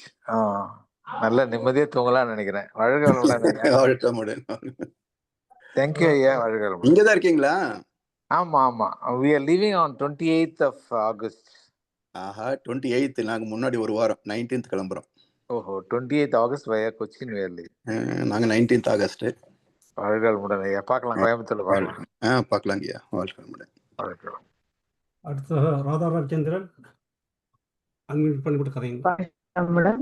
ஐயா கேக்குதுங்களா? வாழ்க வாழ்க வளமுடன். வளமுடன். கேக்குதுமா? வாழ்க வளமுடன். வாழ்க வளமுடன் ஐயா. ரொம்ப அருமையான சிந்தனை. நிறைய பாயிண்ட்ஸ் நான் ஏற்கனவே நிறைய டாபிக்ல கேட்டிருக்கேன். உங்களோட இந்த தாட் எனக்கு ரொம்ப இன்ஃப்ளூயன்ஸ் பண்ணக்கூட தாட், ரொம்ப ப்ராக்டிக்கலான தாட். எனக்கு ஒரே ஒரு விளக்கம் தேவை ஐயா. அதாவது இப்ப நிறைய கோவில்கள் சித்தர்கள் சமாதியோட கட்டியிருக்காங்கங்கிறாங்க. ஆனா இன்றைக்கு பார்த்தோம் அப்படின்னா அந்த சித்தர்கள் சமாதி எங்க இருக்குன்னே தெரியல. அந்த மாதிரி ஒதுக்கி வச்சிருக்காங்க. எக்ஸப்ட் ஃபியூ பிளேசஸ் லைக் இப்ப பழனி, அப்புறம் மருதமலை எடுத்தா மட்டும் தனியாங்கத்துல இருக்கு. பட் ராமேஸ்வரம், அப்புறம் வைத்தீஸ்வரன் கோயில், மதுரை எல்லாம் பாத்தீங்கன்னா அங்க அந்த சித்தர்கள் சமாதி எங்க இருக்குன்னே தெரியல. சோ இப்போ என்னுடைய விளக்கம் என்ன தேவைன்னு, ஏற்கனவே இப்ப நீங்க அந்த சித்தர்கள் எப்படி ஜீவ சமாதி ஆனாங்கன்னா, அந்த உயிராற்றலை உடலுக்குள்ள சோர விட்டு அப்படியே புலன்களை எல்லாம் அடக்கி அப்படியே ஆயிட்டாங்க. அப்ப அவர்களுடைய மனம் எல்லாம் அடங்கி போச்சுன்னா, அப்ப அங்க வைப்ரேஷன் நார்மலா இப்ப நம்ம மகரிஷியுடைய வைப்ரேஷன் வான்காந்தத்துல பரவி இருக்கிற மாதிரி தானே அதுவும் இருக்கும். இல்ல அங்க அந்த கோயில்கள்ல அந்த மாதிரி ஏதாவது ஸ்பெஷலா இருக்குமா? அப்புறம் அதை ஏன் இன்னைக்கு இக்னோர் பண்ணிட்டாங்க? விவரம் தெரியாதுமா, விவரம் தெரியாது. ரெண்டாவது, இப்ப எல்லா கோயில்கள்லயும் அந்த மாதிரி இருக்குங்களாயா? இப்ப இதுல கூட நம்ம கபாலீஸ்வரர் கோயில் எடுத்துட்டோம்னா அங்க கூட அந்த வாயிலார் நாயனார்னு ஒருத்தர் இருக்காருன்றாங்க, இருந்தாரு சித்தர் மாதிரி அப்படின்றாங்க. அதாவது சித்தர் நிறைய பேர் இருந்தாலும் கூட புகழ்பெற்ற சித்தர் 18 பேர் தாம்மா. அந்த 18 திருத்தலங்கள் ஒரு லிஸ்ட் இருக்கு. நீங்க சொன்ன மாதிரி பழனியில போகரோட சமாதி வெளிப்படையாகவே சுத்தி வணங்குற மாதிரி வச்சிருக்கிறாங்க. திருப்பதியில நான் போகும்போது கேட்டேன், யாருமே அதை பத்தியே ஒரு ஐடியா இல்லை அப்படின்ட்டாங்க. கடைசியில எங்க இருந்ததுன்னு சொன்னா அந்த மூலவருக்கு கீழேயே இருக்காரு திருப்பதி பாலாஜியுடைய. அங்க அந்த மெயின் டேட்டுக்கு கீழேயே சித்தருடைய ஜீவசமாதி இருக்கு. அதே போல ஒவ்வொரு ஸ்தலங்களும் அவன் சொல்லலைன்னா கூட அந்த ஆலயம் முழுவதுமே அந்த களம் இருக்குமா, களம் இருக்கும். ஏன்னா அவங்க என்ன அவங்க மறப்பட இல்லையா? அவங்கதான் எல்லாத்தையும் மதத்தையும் அடக்கிதான் உள்ள விட்டுட்டாங்க. அப்ப கூட ஒவ்வொரு நம்ம மகரிஷியுடைய வாழ்ந்த மாதிரி தான் இருக்குமா? இல்ல, அவங்க என்ன சித்தர் என்ன செய்திருக்காங்கன்னா, அந்த ஜீவசமாதி அடைந்த போது நம்முடைய வாழ்க்கையின் ஒவ்வொரு தேவையை ஒட்டி, இப்போ திருப்பதி எடுத்தீங்கன்னா, நான் ஒரு முறை கொங்கணர் ஏமாந்தான் தலைப்புல பேசினேன். கேட்டிருக்கீங்களா? அப்புறம் எப்படி கேட்டாங்க, ஏன்னா கொங்கணர் என்ன நினைச்சு ஜீவசமாதி அடைந்தாருன்னா, மக்களுக்கு வறுமை இருக்கிற போது எதுவுமே மேல சிந்தனை வராது, பசி வராது. அப்போ ஓரளவு பொருள் துறை நிறைவேற்ற விட்டா அவங்க மனசு ஆன்மீகத்தை தேடுவார்கள் அப்படின்ட்டு எண்ணத்துலதான் பொருளுக்கு என்றே அவர் அங்க ஜீவசமாதி அடைந்தார். ஸோ திருப்பதி போயிட்டு வந்தா பொருள் துறையில் ஒரு மாற்றம் பெரும்பாலான மக்களுக்கு வரும். அப்படி ஒரு ஆற்றல் களம் இங்க இருக்கு. ஆனா அப்படி பணத்துல செல்வத்துக்கு யாராவது திரும்ப ஆன்மீகத்துக்கு வந்தாங்கன்னு பார்த்தா யாருமே இல்லை. தொடர்ந்து இன்னும் நிறைய பணம் வேணும்னு தான் சுத்திட்டு இருக்காங்களே. ஐயா, அது சித்தருக்கே தெரியணும் இல்லைங்கய்யா? உண்மையில பொருள்ங்கிறது ஒண்ணு திருப்தி கொடுக்கக்கூடிய ஒரு விஷயமா இல்லையே? அது ஏன்னா அந்த காலகட்டத்துல அவ்வளவு வசதி இல்லாத ஒரு காலம் தானம்மா. சோ இப்ப நம்ம தான் பணத்துக்கு அடிமையாகி வந்திருக்கிறோம். ஐயா, வறுமை போறதுக்கு மட்டும் பொருள் கிடைச்சா போறோம்னு நினைச்சா பரவாயில்ல, இது தேவைக்கு அதிகமாவும் பொருள். ஆமா, இப்ப நான் சொன்ன பாரு, மந்திரிகள் பங்கு கொடுக்குற அளவுக்கு பொருள் கேக்குறாங்க. மந்திரிகள எத்தனை கோடி வச்சிருக்கிறாங்க, யாருக்காக கொடுக்குறாங்களா என்ன? சரி, அட்லீஸ்ட் இனிமேலா சம்பாதிக்கிற இருக்கிறாங்களா? அதுவும் கிடையாது. தொடர்ந்து வானமே இல்லைன்னு மக்களை ஏமாத்திட்டு தான் இருக்கிறாங்க. ஸோ இப்படி கொங்கலர் எதிர்பார்த்து ஏமாந்து போனார் அப்படின்னு சொல்லி அந்த கருத்து பேசினேன். அது போல ஒவ்வொரு ஏன்னா வைத்தீஸ்வரன் கோயில் எடுத்துங்களேன், நம்ம உடல் வியாதின்னா அது குணமாகுன்றக்கா வைத்தீஸ்வரன் கோவில் இப்படி ஒவ்வொரு திருத்தலம் வச்சிருக்கிறாங்க. அந்த திருத்தலம் போற போது நமக்கு மைண்ட் நல்லா செட் ஆகுதுமா. மைண்ட் வந்து ஒரு அலை பாயாம ஒரு நிலைக்கு வருவதற்கு ஈஸியான ஒரு அலைக்களம் இருக்கு சித்தருடைய திருத்தலங்களில. அப்ப அதை தேடி போக வேண்டாம், பக்கத்துல இருந்தா பயன்படுத்திக்கலாம் இல்லையா? இப்ப வைத்தீஸ்வரன் கோயில் எங்க இருக்கு? தஞ்சாவூர் பக்கத்துலயா? அதுக்கும் நம்ம மைண்ட வந்து அவங்க ஃப்ரீக்வன்சியோட செட் பண்ணாதானே செட் ஆகும் இல்லையா? தவம் எடுத்தவர்கள் தான் பயன்படுத்திக்க முடியும். நீங்க ஆலய வழிபாடே வந்து தவம் எடுத்தவர்களுக்கு தான் நல்ல பலன் தரும். தவம் எடுக்காதவங்களுக்கு வெறும் சடங்கு தான், அவங்க சுத்திட்டு வருவாங்க, அவ்வளவுதான். ஒரு மாற்றம் இருக்காது. தவம் செய்தாதான் அந்த சப்ளர் எனர்ஜி வந்து நம்ம ரிசீவ் பண்ண முடியும்.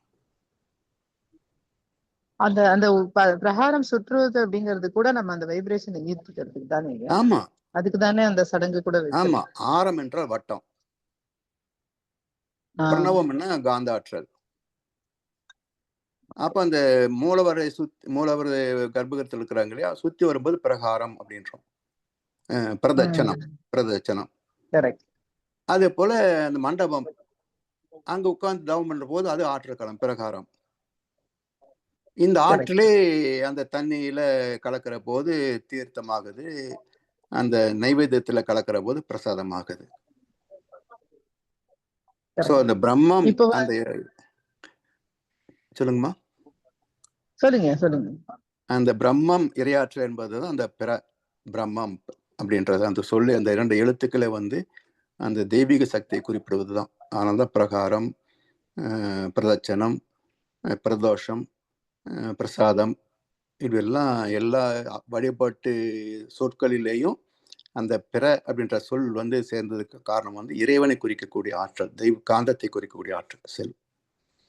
அதாவது தமிழ்ல பரம்ங்கிறது இதுல அதேதான். அப்புறங்கய்யா, இப்ப நீங்க என்ன சொன்னீங்கன்னா, இந்த நம்மளா இப்ப ஏற்படுத்தக்கூடிய கோயில்கள் இதெல்லாம் வந்து பழங்காலத்துல ஏற்படுத்தினது, ஆகம விதிப்படி கட்டினாங்க, வைப்ரேஷன்ஸ் எல்லாம் நல்லா அக்யூமுலேட் ஆச்சு.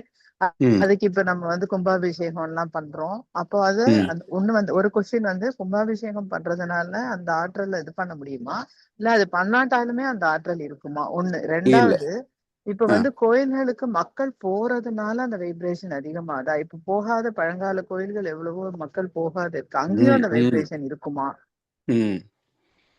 அப்புறம் இப்ப நம்ம கட்டுறோம் இப்ப கோயில்கள்ல நிறைய பேர் வர்றவங்க வந்து அவங்க வேண்டுதல் சுயம் என்ன சொல்றது, சுயலாபத்துக்காக நிறைய பேர் வேண்டிட்டு வராங்க. பட் இருந்தாலும் அங்க ஒரு பாசிட்டிவ் எனர்ஜியோட வரும்போது அதனால சில கோயில்கள் வந்து வைப்ரேஷனா இருக்குமா? அங்க வந்து வர்றதுனால நல்லது நடக்குமா?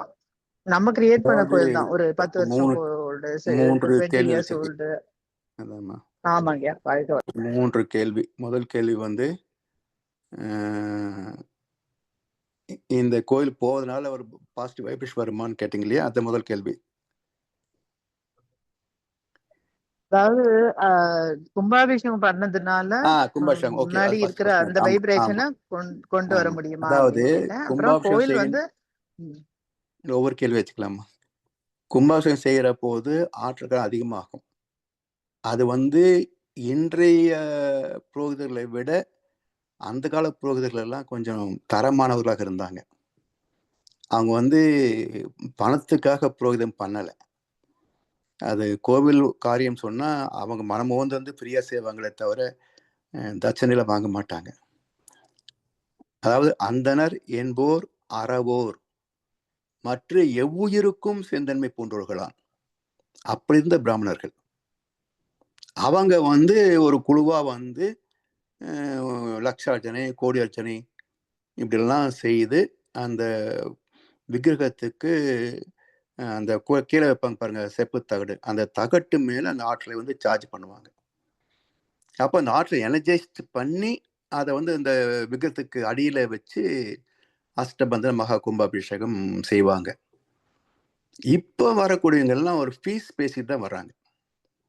இதுக்கு இவ்வளவு பேர் இவ்வளவு காசு ஆகணும்னு வாங்கிட்டு தான் வர்றாங்க. பொருள் வயப்பட்டுடைய மன அலைகள் வந்து ஒரு மந்திரத்தை சொல்ற போது பவர் கம்மியாகும். பெர்ஃபெக்ட்யா, அதுதான் நான் யோசிச்சேன். கரெக்ட். அப்ப என்ன ஆகுது, உங்களுக்கு அந்த சாங்டிட்டி இருக்கிறது இல்ல, வராது. கரெக்ட். வராது. ரெண்டாவது, மக்கள் வருகின்ற போது ஒரு பாசிட்டிவ் வைப்ரேஷன் வரும் அப்படின்ற ஒரு ஆங்கிள் எடுத்துக்கிட்டாலும், இன்னொரு வகையில பார்த்தீங்கன்னா ஆசை, கோபம், கவலை எல்லாம் நெகட்டிவ் வைப்ரேஷன். ஓகே. அப்ப நீங்க பல பக்தர்கள் வந்து எல்லாரும் ஆசையே எனக்கு இது வேணும் அதுவும் கேட்கிற போது அங்க நெகட்டிவ் வைப்ரேஷன் தான் அதிகமா கொடுக்குறாங்க. ஓகே. அப்ப என்ன ஆகுது, இந்த கும்பாபிஷேகம் பண்ணி வந்த ஆற்றல் களம் இத்தனை பேர் தினமும் வந்து கேட்கிற போது அது நியூட்ரலைஸ் ஆகி நெகட்டிவா போயிடும். அப்ப என்ன ஆகுது, நம்ம மாதிரி ஒருத்தர் போய் அங்க உட்கார்ற போது மனசே செட் ஆகாது. செட் ஆகுது. கோயிலுக்கு போயிட்டு வந்தா டயர்டா தான் இருக்கு. செட் ஆகாது. இப்ப இதெல்லாம் பாத்தீங்கன்னா அந்த நோக்கமே அடிபட்டு போச்சு இல்லைங்களா?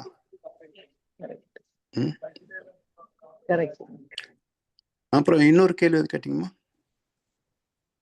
அதுதான் கேட்டேங்க. இப்ப உருவாகக்கூடிய கோயில்கள்லயும் இந்த மாதிரி மக்கள் வியாபார சரி, இல்ல நான் என்ன கேட்டேன்னா பழைய கோயில்கள்ல இப்ப மக்களே போகல அப்படின்னா கூட அந்த வைப்ரேஷன் இருக்குமா? ஆமா, ஏன்னா நாம போகலன்னா அங்க பூஜை புனஸ்காரம் ஒழுங்கு நடக்கிறது இல்லம்மா. அப்போ அவங்க கும்பாபிஷேகம் நடத்த மாட்டாங்க. அது எல்லாமே பாழ்ந்த கட்டிடங்கிற மாதிரி ஆகி போடுது. சில கோயில் பார்த்திருக்கேன், தஞ்சாவூர் பக்கம், கும்பகோணம் பக்கம் போயிருக்கேன். சிதிலம் அடைஞ்சு பாவமா இருப்பார் அந்த குருக்கள். அவர் ஒருத்தரே உட்கார்ந்து ஏதோ ஒரு தெய்வ காரியம் சொல்லி ஏதோ பாவமா பண்ணிட்டு இருப்பாரு. அத வந்து மக்களும் வந்து எப்படி துணி கடை வந்து பெரிய கடையில் தான் நல்லதுன்னு போறாங்களோ அதே மாதிரி கோவிலையும் அப்படிதான் பாக்குறாங்க. எங்க கூட்டம் இருக்கோ அது பவர்ஃபுல் கோவில், கூட்டம் இல்லைன்னா அந்த கோவில்ல தெய்வத்துக்கு பவர் இல்லைன்னு தெய்வத்தையே பிரிச்சு பாக்குறாங்க இல்லைங்களா? அது பவர் உள்ள சாமி, இது பவர் இல்லாத சாமி, கடவுளையே ரெண்டா பிரிக்கிறாங்க. அப்போ என்ன ஆகுது, இங்க யாரும் போறதும் இல்லை, மெயின்டெனன்ஸுக்கும் பண்றதுக்கு வசதி இல்லை, அரசாங்கமும் அதை வந்து டேக் ஓவர் பண்றது இல்லை. அப்போ ஒரு காலத்தில் நல்ல சிறப்பா இருந்த கோவில் எல்லாமே சிதிலம் அடைஞ்சு போகுது. நாலு பேர் வந்து 4 பேர் இதுல போயிட்டு இதுல எனக்கு இது நடந்ததுன்னு ஒரு யூடியூப்ல வீடியோ போட்ட உடனே ஓடிடுவாங்க. உடனே வந்துருவாங்க. இப்போ திருவண்ணாமலைக்கு ரஜினி போயிட்டு வந்தோடனே கிரிவலம் கூட்டம் சேர்ந்த மாதிரி யாரோ செலிபிரிட்டி போயிட்டு வந்துட்டா வச்சுக்கங்களேன், உடனே மக்கள் வந்து போக ஆரம்பிச்சிருவாங்க. நல்ல விளக்கம் ஐயா, நன்றி. வாழ்க வளமுடன். நன்றிம்மா, நன்றி. வாழ்க வளமுடன். ஐயா வாழ்க வளமுடன். வாழ்க வளமுடன் ஐயா, சொல்லுங்கள் ஐயா.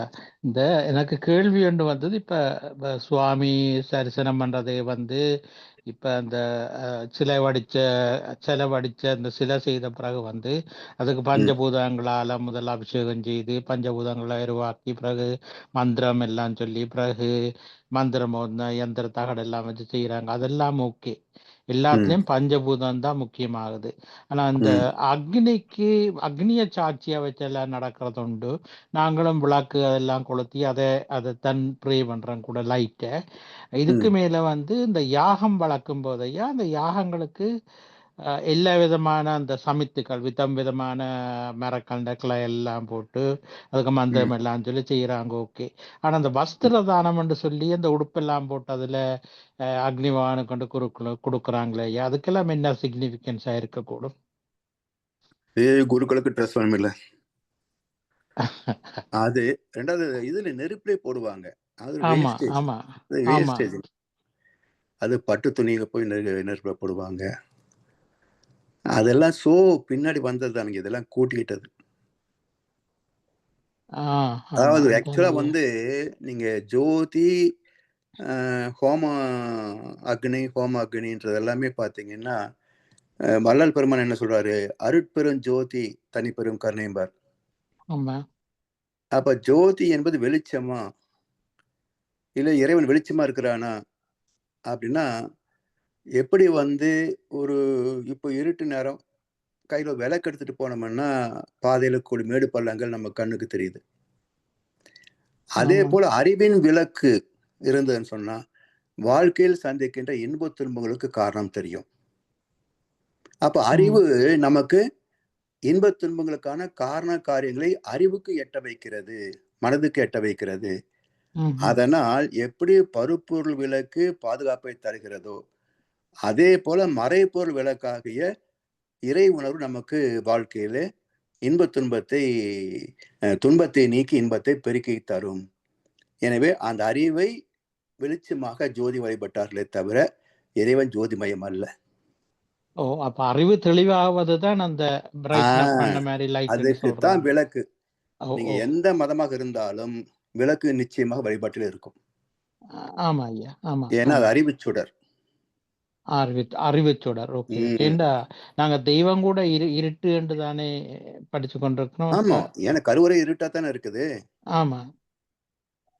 அந்த இருட்டறைக்குள்ள ஒரு தொங்கு விளக்கில லேசான வெளிச்சம் தரக்கூடிய ஒரு விளக்கு இருக்கு.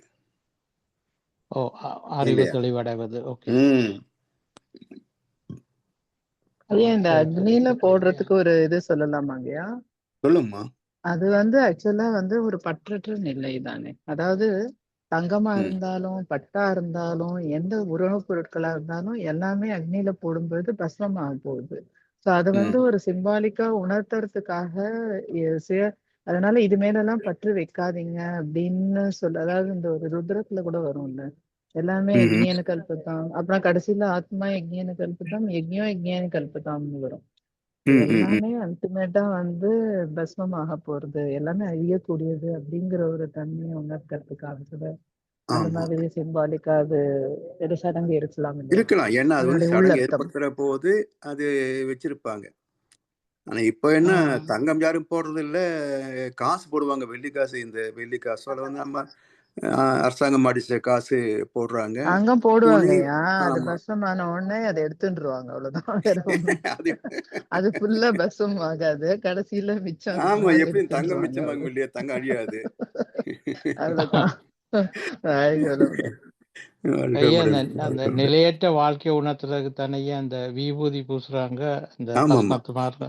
ஆனால் சிலர் இப்ப சின்ன குழந்தை பிறந்த உடனே அந்த விபூதி போட்டா உனக்கு ஆசீர்வாதம் பண்ணும்போது சிலர் அதை கொஞ்சம் தவறா இல்லை, அதை கொஞ்சம் குறை சொல்றாங்க. என்னன்னு சொன்னா, பிறந்த குழந்தைக்கு என்ன தெரியும், அதை வளரக்கூட விடாம உடனே நிலை இல்லாத உணர்த்துறேன்னு சொல்லி விபூதியை பூசுறாங்களே என்று சொல்லி ஒரு கருத்தொண்டு ஐயாவோட காதுபட கேட்டேன். அது கொஞ்சம் இதா இருந்தது. அது குழந்தைகளுக்கு தேவையே இல்லை, ஏன்னா குழந்தையும் தெய்வமும் ஒன்று.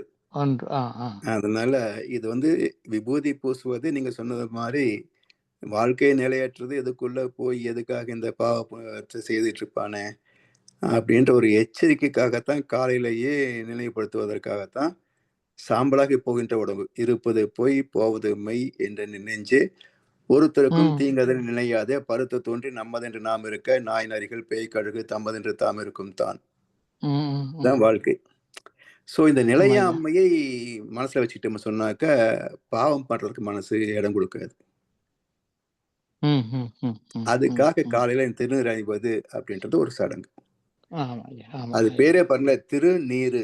நீரு என்றால் பற்றற்ற நிலை. வள்ளுவர் சொல்றாரு, நீற்றார் பெருமை சொல்றாரு இல்லையா. அது நீர் என்றால் பற்றற்ற நிலை. அப்போ அதுக்கு மதிப்பு கொடுத்து திருநீரு, பற்றற்ற நிலை. அது சமயத்துல திருவாகி இறைவனை பற்றிக்கொள் அப்படின்ற அர்த்தம். நன்றி நன்றி.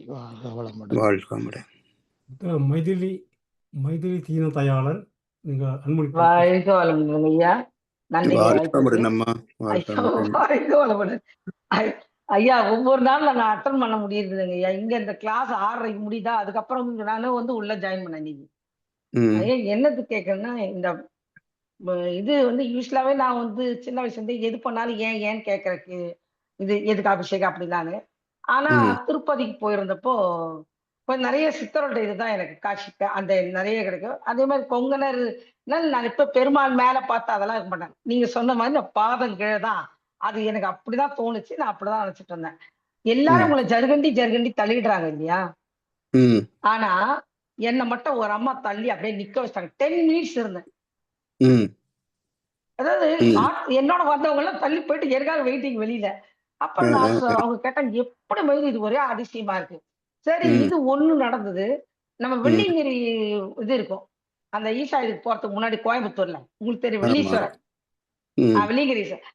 அவர் இதுல போயிட்டு நான் அந்த ஃபோட்டோலாம் பார்த்தது கிடையாது. சைன் பண்ணிட்டு உள்ள போய் உட்காந்துட்டு கண்ண மூடிட்டேன் அவ்வளோதாங்க. அப்படியே ம். இரும்பு தோரமா அந்த இதுவா அந்த உள்ளு அது சாம்பலும் அப்படியே இதோட அந்த ம். உரைச்சது. எனக்கு சிலுத்து நான் கொஞ்சம் உட்காந்து போகணும்னு சொல்லிட்டு ஒருத்தர் தட்டி எழுதினாலும் போயிட்டேன். வெளியே வந்த ம். பிறகு அப்புறம் பார்த்தா ஃபோட்டோ. ம். என்னோட ஒரு கும்பல் அழைச்சிட்டு போனாரு. ஜோசியர் தான் அழைச்சிட்டு போனாரு அந்த இதுக்கெல்லாம். அப்புறம் பார்த்தீங்கன்னா, என்னோட வந்து எவ்ரி இயர் வந்து அந்த அவருடைய குரு பூஜை இது எனக்கு வருது. வந்த ம். பிறகு நான் ம். அப்ப இத பார்த்து எப்ப பார்த்தாலும் பேப்பர்லயே வரீங்க. ஒரு ஃபோட்டோ வரத நான் வச்சுக்க மாட்டேனான்னு பேசினேன் அவ்வளோதாங்கய்யா. நெக்ஸ்ட் ம். இயருக்கு ஃபோட்டோ வந்துருச்சுங்கய்யா. எப்படிங்க ம். இதெல்லாம் சாத்தியம் ஆகுது? நான் ஆகும். எப்பவுமே எந்த கோயில்ல போய் நின்னு எனக்கு இது வேணும், அது வேணும் கேட்டதே கிடையாது. ஈவன் பேரன் வந்து ஆர்டிசம் தான். எதுவும் எல்லாம் உனக்கு தெரியும். என்ன நடத்தியா அது அவ்வளவுதான். மகிழ்ச்சியா எடுத்துக்கிறேன். உலக மக்கள் மன அமைதி நிறைவும் மகிழ்ச்சியாக இந்த ஒண்ணு தவிர நான் ஒண்ணுமே கேட்கறது இல்லைங்க. அது எனக்கு அது பை ஹேபிட்டே வந்துருச்சு. இப்படிதான் ப்ரமோஷன் வரணும். ஓ! இவரு இப்படி அந்த மாதிரி நான் கேட்டதே இல்லைங்கய்யா. வாழ்க வளமுடன். நாம நீங்க எதுவும் கேட்கலன்னா இறைவன் தன்னை தருவான். வாழ்க வளமுடன். வாழ்க வளமுடன். வாழ்க வளமுடன். நன்றிங்கய்யா. நன்றி. வாழ்க வளமுடன். நீங்க வாழ்க. சீக்கிரம் வரீங்கன்னு சந்தோஷம். நீங்க அக்டோபர் தான் வருவேன்னு சொன்னீங்க. இது ஆமாம். இல்ல? இப்போ ஆகஸ்ட்லயே வரும். ப்ரீபோன் பண்ணிட்டீங்க. ஆமா, சரி. ஆமா. வாழ்க வளமுடன். நன்றிங்கய்யா. வாழ்க வளமுடன். வாழ்க வளமுடன். அடுத்த கவிதா கோவிந்தராஜ், நீங்க கையெழுத்துனீங்க. கவிதா கோவிந்தராஜ். வாழ்க வளமுடன் ஐயா. வாழ்க வளமுடன். வாழ்க வளமுடன்மா, சொல்லுங்கள். ஐயா, அதாவது வைப்ரேஷனுக்கு ருத்ர மந்திரம் படிக்கிறதுனாலயும் கோயில்ல வந்து வைப்ரேஷன் இருக்குன்னு சொல்றேன். அதுக்கப்புறம் அலங்காரம் அபிஷேகத்தினாலயும் வைப்ரேஷன் இருக்குங்க. ம்ஹும். அலங்கார விஷயம் பத்தி அடுத்த வாரம் பேசுவோம். வழிபாட்டு முறை வருகின்றப்ப சொல்றேன். சரிங்க. ம். சரிங்க. அதுக்கு தான் சார். சரி. வாழ்க வளமுடன். வாழ்க வளமுடன். ஐயா வளர்வன் ஐயா. சொல்லுங்கய்யா. இது ஐயா கேள்வி ஒன்றுமில்ல, ஒரு சின்ன ஒரு அனுபவ பகிர்வு. ம். விநாயகர் கேள்வி கேட்டாருன்னு சொல்லி சொன்னா அந்த திருநூறு புசுரத்தை பற்றி ம்ஹும். நிலையாமையை விளங்கப்படுத்துவார்கள். அதாவது வந்து காலையில் எழும்பி திருநூறு பூசும்போது ம். வாழ்க்கை நிலை அப்படி என்னுடைய ஒரு சந்தேகம் என்னன்னு சொல்லி சொன்னால், ம். எல்லாரும் காலையில் எழும்பிதான் எல்லாரும் திருநூறு பூசுகிறார்கள். ம். யாராவது திருநூறு பூசும்போது வாழ்க்கை நிலையா ஆற்றுதுன்னு சொல்லி யோசிச்சது உண்டாண்டு ஒரு கேள்வி ஒன்று சொல்லி இதுக்கு ஏன் வந்ததுன்னு சொல்லி சொன்னால், ம். எத்தனையோ இடங்களாக திருமணம் பூசிட்டு காலையில் எழும்பினால் திருமணம் பூஜைத்தான் நடத்தவே இல்லை. ஆனால் அந்த அந்த சிந்தனை வாரம் இல்லை. திருமண பூஜைக்கே அடுத்து என்ன செய்ய வேணும் அதுதான் சிந்தனை வேறு. ம். அது மாதிரி இந்த சின்ன குழந்தைகளுக்கு வந்து இப்போ இந்த பார்த்தீங்கன்னு சொன்னால் எங்கள் வீட்டில் வந்து அவளுக்கு எத்தனை ஒரு வயசு கூட ஆக இல்லை. மகள் என்ன சொல்லணும்னு சொன்னால் அவளுமே கொண்டு சாமி அடிக்கிறவர்கள் திருமண பூசுவாள். சரி. ம். அப்போ என்னென்று கேட்டால் அவள் சொல்வாள், இல்லை அந்த சாமி கும்பிட்றதுக்கு இப்போதான் பழக்கப்படுத்திடுவாங்கன்னு சொல்லி ம். அந்த ஒரு சிந்தனை ஒரு மாதிரி. அப்போ அந்த நான் கவனித்து பார்த்துருக்கேன். அப்படி நான் என்கிட்ட இன்னொரு தடவை செய்த நான் சின்ன பேரனுக்கு காலையில் அவரை கொண்டு கையில் வச்சுக்கொண்டு சாமி கும்பிட்றது. அப்போ ம். சின்ன குழந்தைக்கு என்ன விளங்கும்னு சொல்லி ம். சிந்தனை என்று சொன்னால் விளங்கிச்சுதோ விளங்க இல்லையோ அதை ம். பார்த்து பார்த்து பார்த்து கொண்டு போக அவை என்கின்ற மனதில் ஒரு படிவம் கொண்டு வரும். ம். இப்போ பார்த்தா எப்படின்னு சொல்லி சொன்னால் அது இயற்கையாகவே அவன் காலையில் விழுந்து தானாகவே போய் அதில் ஒரு திருமண பூசி அப்படி. அப்போ என்ன சொன்னால் இதுகளை ம். நாங்கள் இந்த வகையிலேருந்தே பழக்கப்படுத்தணும் அவைக்கு இந்த ஆத்மீய ம். மற்றமே. ம். ம். சரியா ஐயா? சரிதாங்கய்யா. அதாவது பழக்கங்கள் எதுவுமே இதுல வந்து நல்ல பழக்கம் தானே. திருநீர் இடுவது அதான் குழந்தைக்கு பூசுறதுனால ஒன்றும் பெரிய இது கிடையாது. அதுல அதாவது தத்துவம் புரியலைன்னாலும் அந்த தொடுகின்ற போது உணர்வு இருக்கும் இல்லையா குழந்தைக்கு, இல்ல? அப்ப அது ஒரு பிளஸ் பாயிண்ட் தானே. அடுத்தையா அது தேவையில்லை இருந்தாலும் கூட ஒரு சின்ன ஒரு பதிவு, அவ்வளவுதான். அடுத்தையா வளரும் போது அதுக்கான விளக்கம் சொல்லி அதை பயணம் வச்சிடலாம். அடுத்தையா நான் உங்களை வழக்கமாக இருந்துட்டு ஒரு பர்சனல் கொஸ்டின் ஒன்று கேட்பேன். அதுபோல் ஒரு பர்சனல் கொஸ்டின் சொன்னால் நீங்கள் தொடங்கும் போது எனக்கு பெரிய ஆச்சரியமாக இருக்கிற சில சமயத்தில் இவ்வளவு ஆழமாகவே அந்த உதாரணங்களை கண்டுபிடிக்கிறீங்கன்னு சொல்லி, அதாவது இந்த ஆதிகாலம் வந்து அருமையான சிந்தனை ஐயா.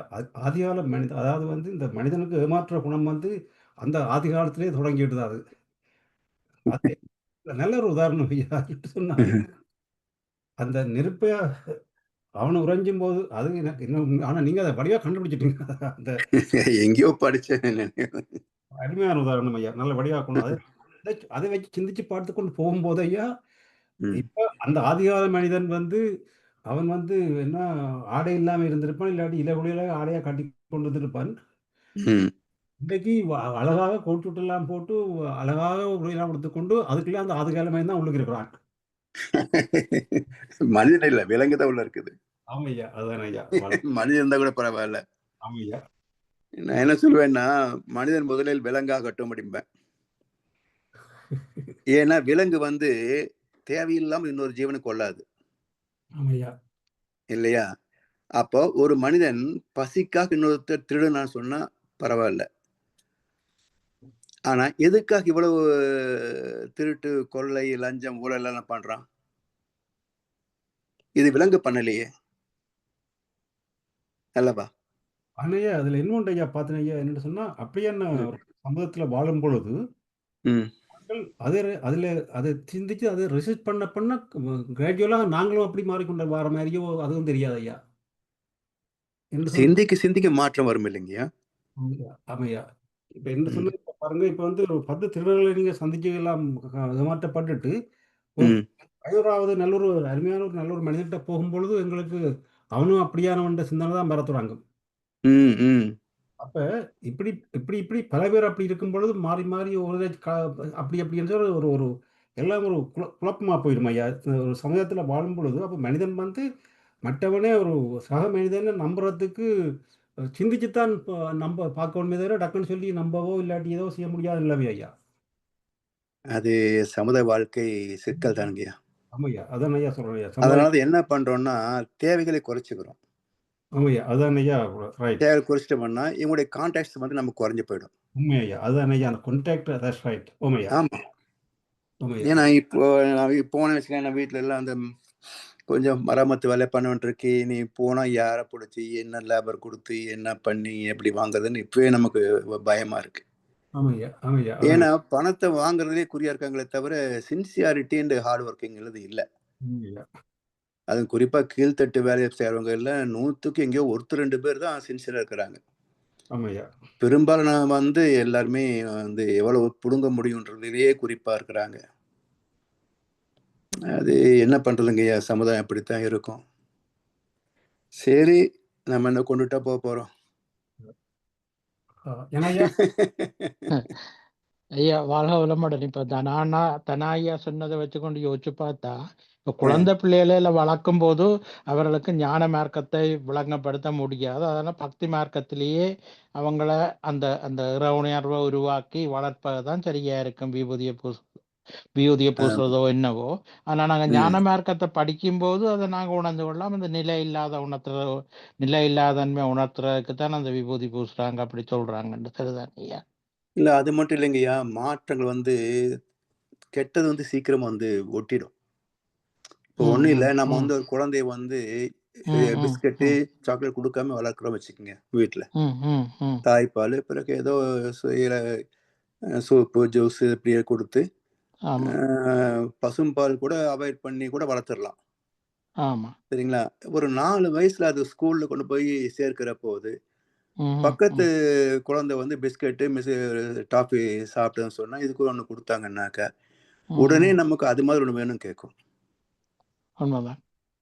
அப்போ இது வரைக்கும் நம்ம வளர்த்து வந்த அந்த பியூரிட்டி வந்து ஒரு நாள்லயே மாறி போகுது பாருங்க. அதே போல 14 வயசு கடந்து 15 வயசு வர்ற போது டக்குன்னு குழந்தைகள் வந்து கவர்ச்சியில வந்துடுறாங்க பாருங்க. ஸோ இதெல்லாமே சமுதாயத்துல வந்து ஒரு ரிஸ்கி சொசைட்டிங்க. ஸோ இதெல்லாம் தான் அரசாங்கத்துடைய கடமை.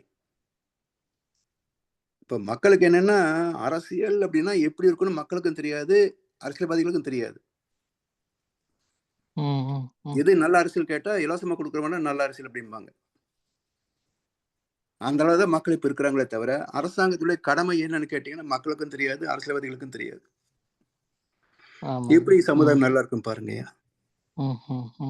ஹெவி ரிஸ்கி லைஃப் இன்னைக்கு வந்து. அதுவும் தமிழ்நாட்டுல எல்லாம் பாத்தீங்கன்னா குழந்தைகளை பெத்துட்டு வளர்க்கறத விட பயங்கர டென்ஷனா இருப்பாங்க பெற்றோர்கள். எது என்னாகும் எப்பாகும் நடக்க முடியாத அளவுக்கு ஒரு வெரி டேஞ்சரஸ் சிச்சுவேஷன். உண்மைதானுங்க. இந்த நெருப்பில் நடக்கிற மாதிரி தான் நெருப்பு நடத்த வளர்க்கறது கூட. ஆமா, நாம பாசம் வச்சு பற்று வச்சு வளர்த்துடுறோம். அந்த குழந்தைக்கு லைஃப் வந்து திசைமா இருந்தபோது எவ்வளவு வருத்தம் ஏற்படுன்றது வந்து மக்கள் யோசிக்க மாட்டேன்றாங்க. யாருக்கோ நடந்தது நமக்கு என்ன, காசு கொடுத்தா ஓட்டு போட்டுலான்ற மாதிரி தான் இருக்கிறாங்க. ஸோ நல்லதை தேர்வு செய்து நமக்கு மட்டுமல்ல எல்லாரும் நல்லா இருக்கணும், அதுக்கு நல்ல ஒரு அரசியல்வாதிகள் இருந்தா தான் முடியும் அப்படின்ற ஒரு கருத்து பரவலா இல்லை. என்னமோ நடக்குதுங்க. நன்றி ஐயா, வாழ்க வளமுடன். நன்றிம்மா, வாழ்க வளமுடன். இத்துடன் இன்றைய நிகழ்ச்சிகளை நிறைவு செய்வோம். அதற்கு முன் ஐயாவுக்கு ஒரு அனைவருமா சேர்ந்து ஒரு வாழ்த்து கூறுவோம். முன்னிலை பேராசிரியர் பழனிசாமி ஐயா அவரின் உடல் நலம், மனவளம், பொருளாதாரம், அன்பு குடும்பம், அவரின் வேதாத்திரிய தொண்டு,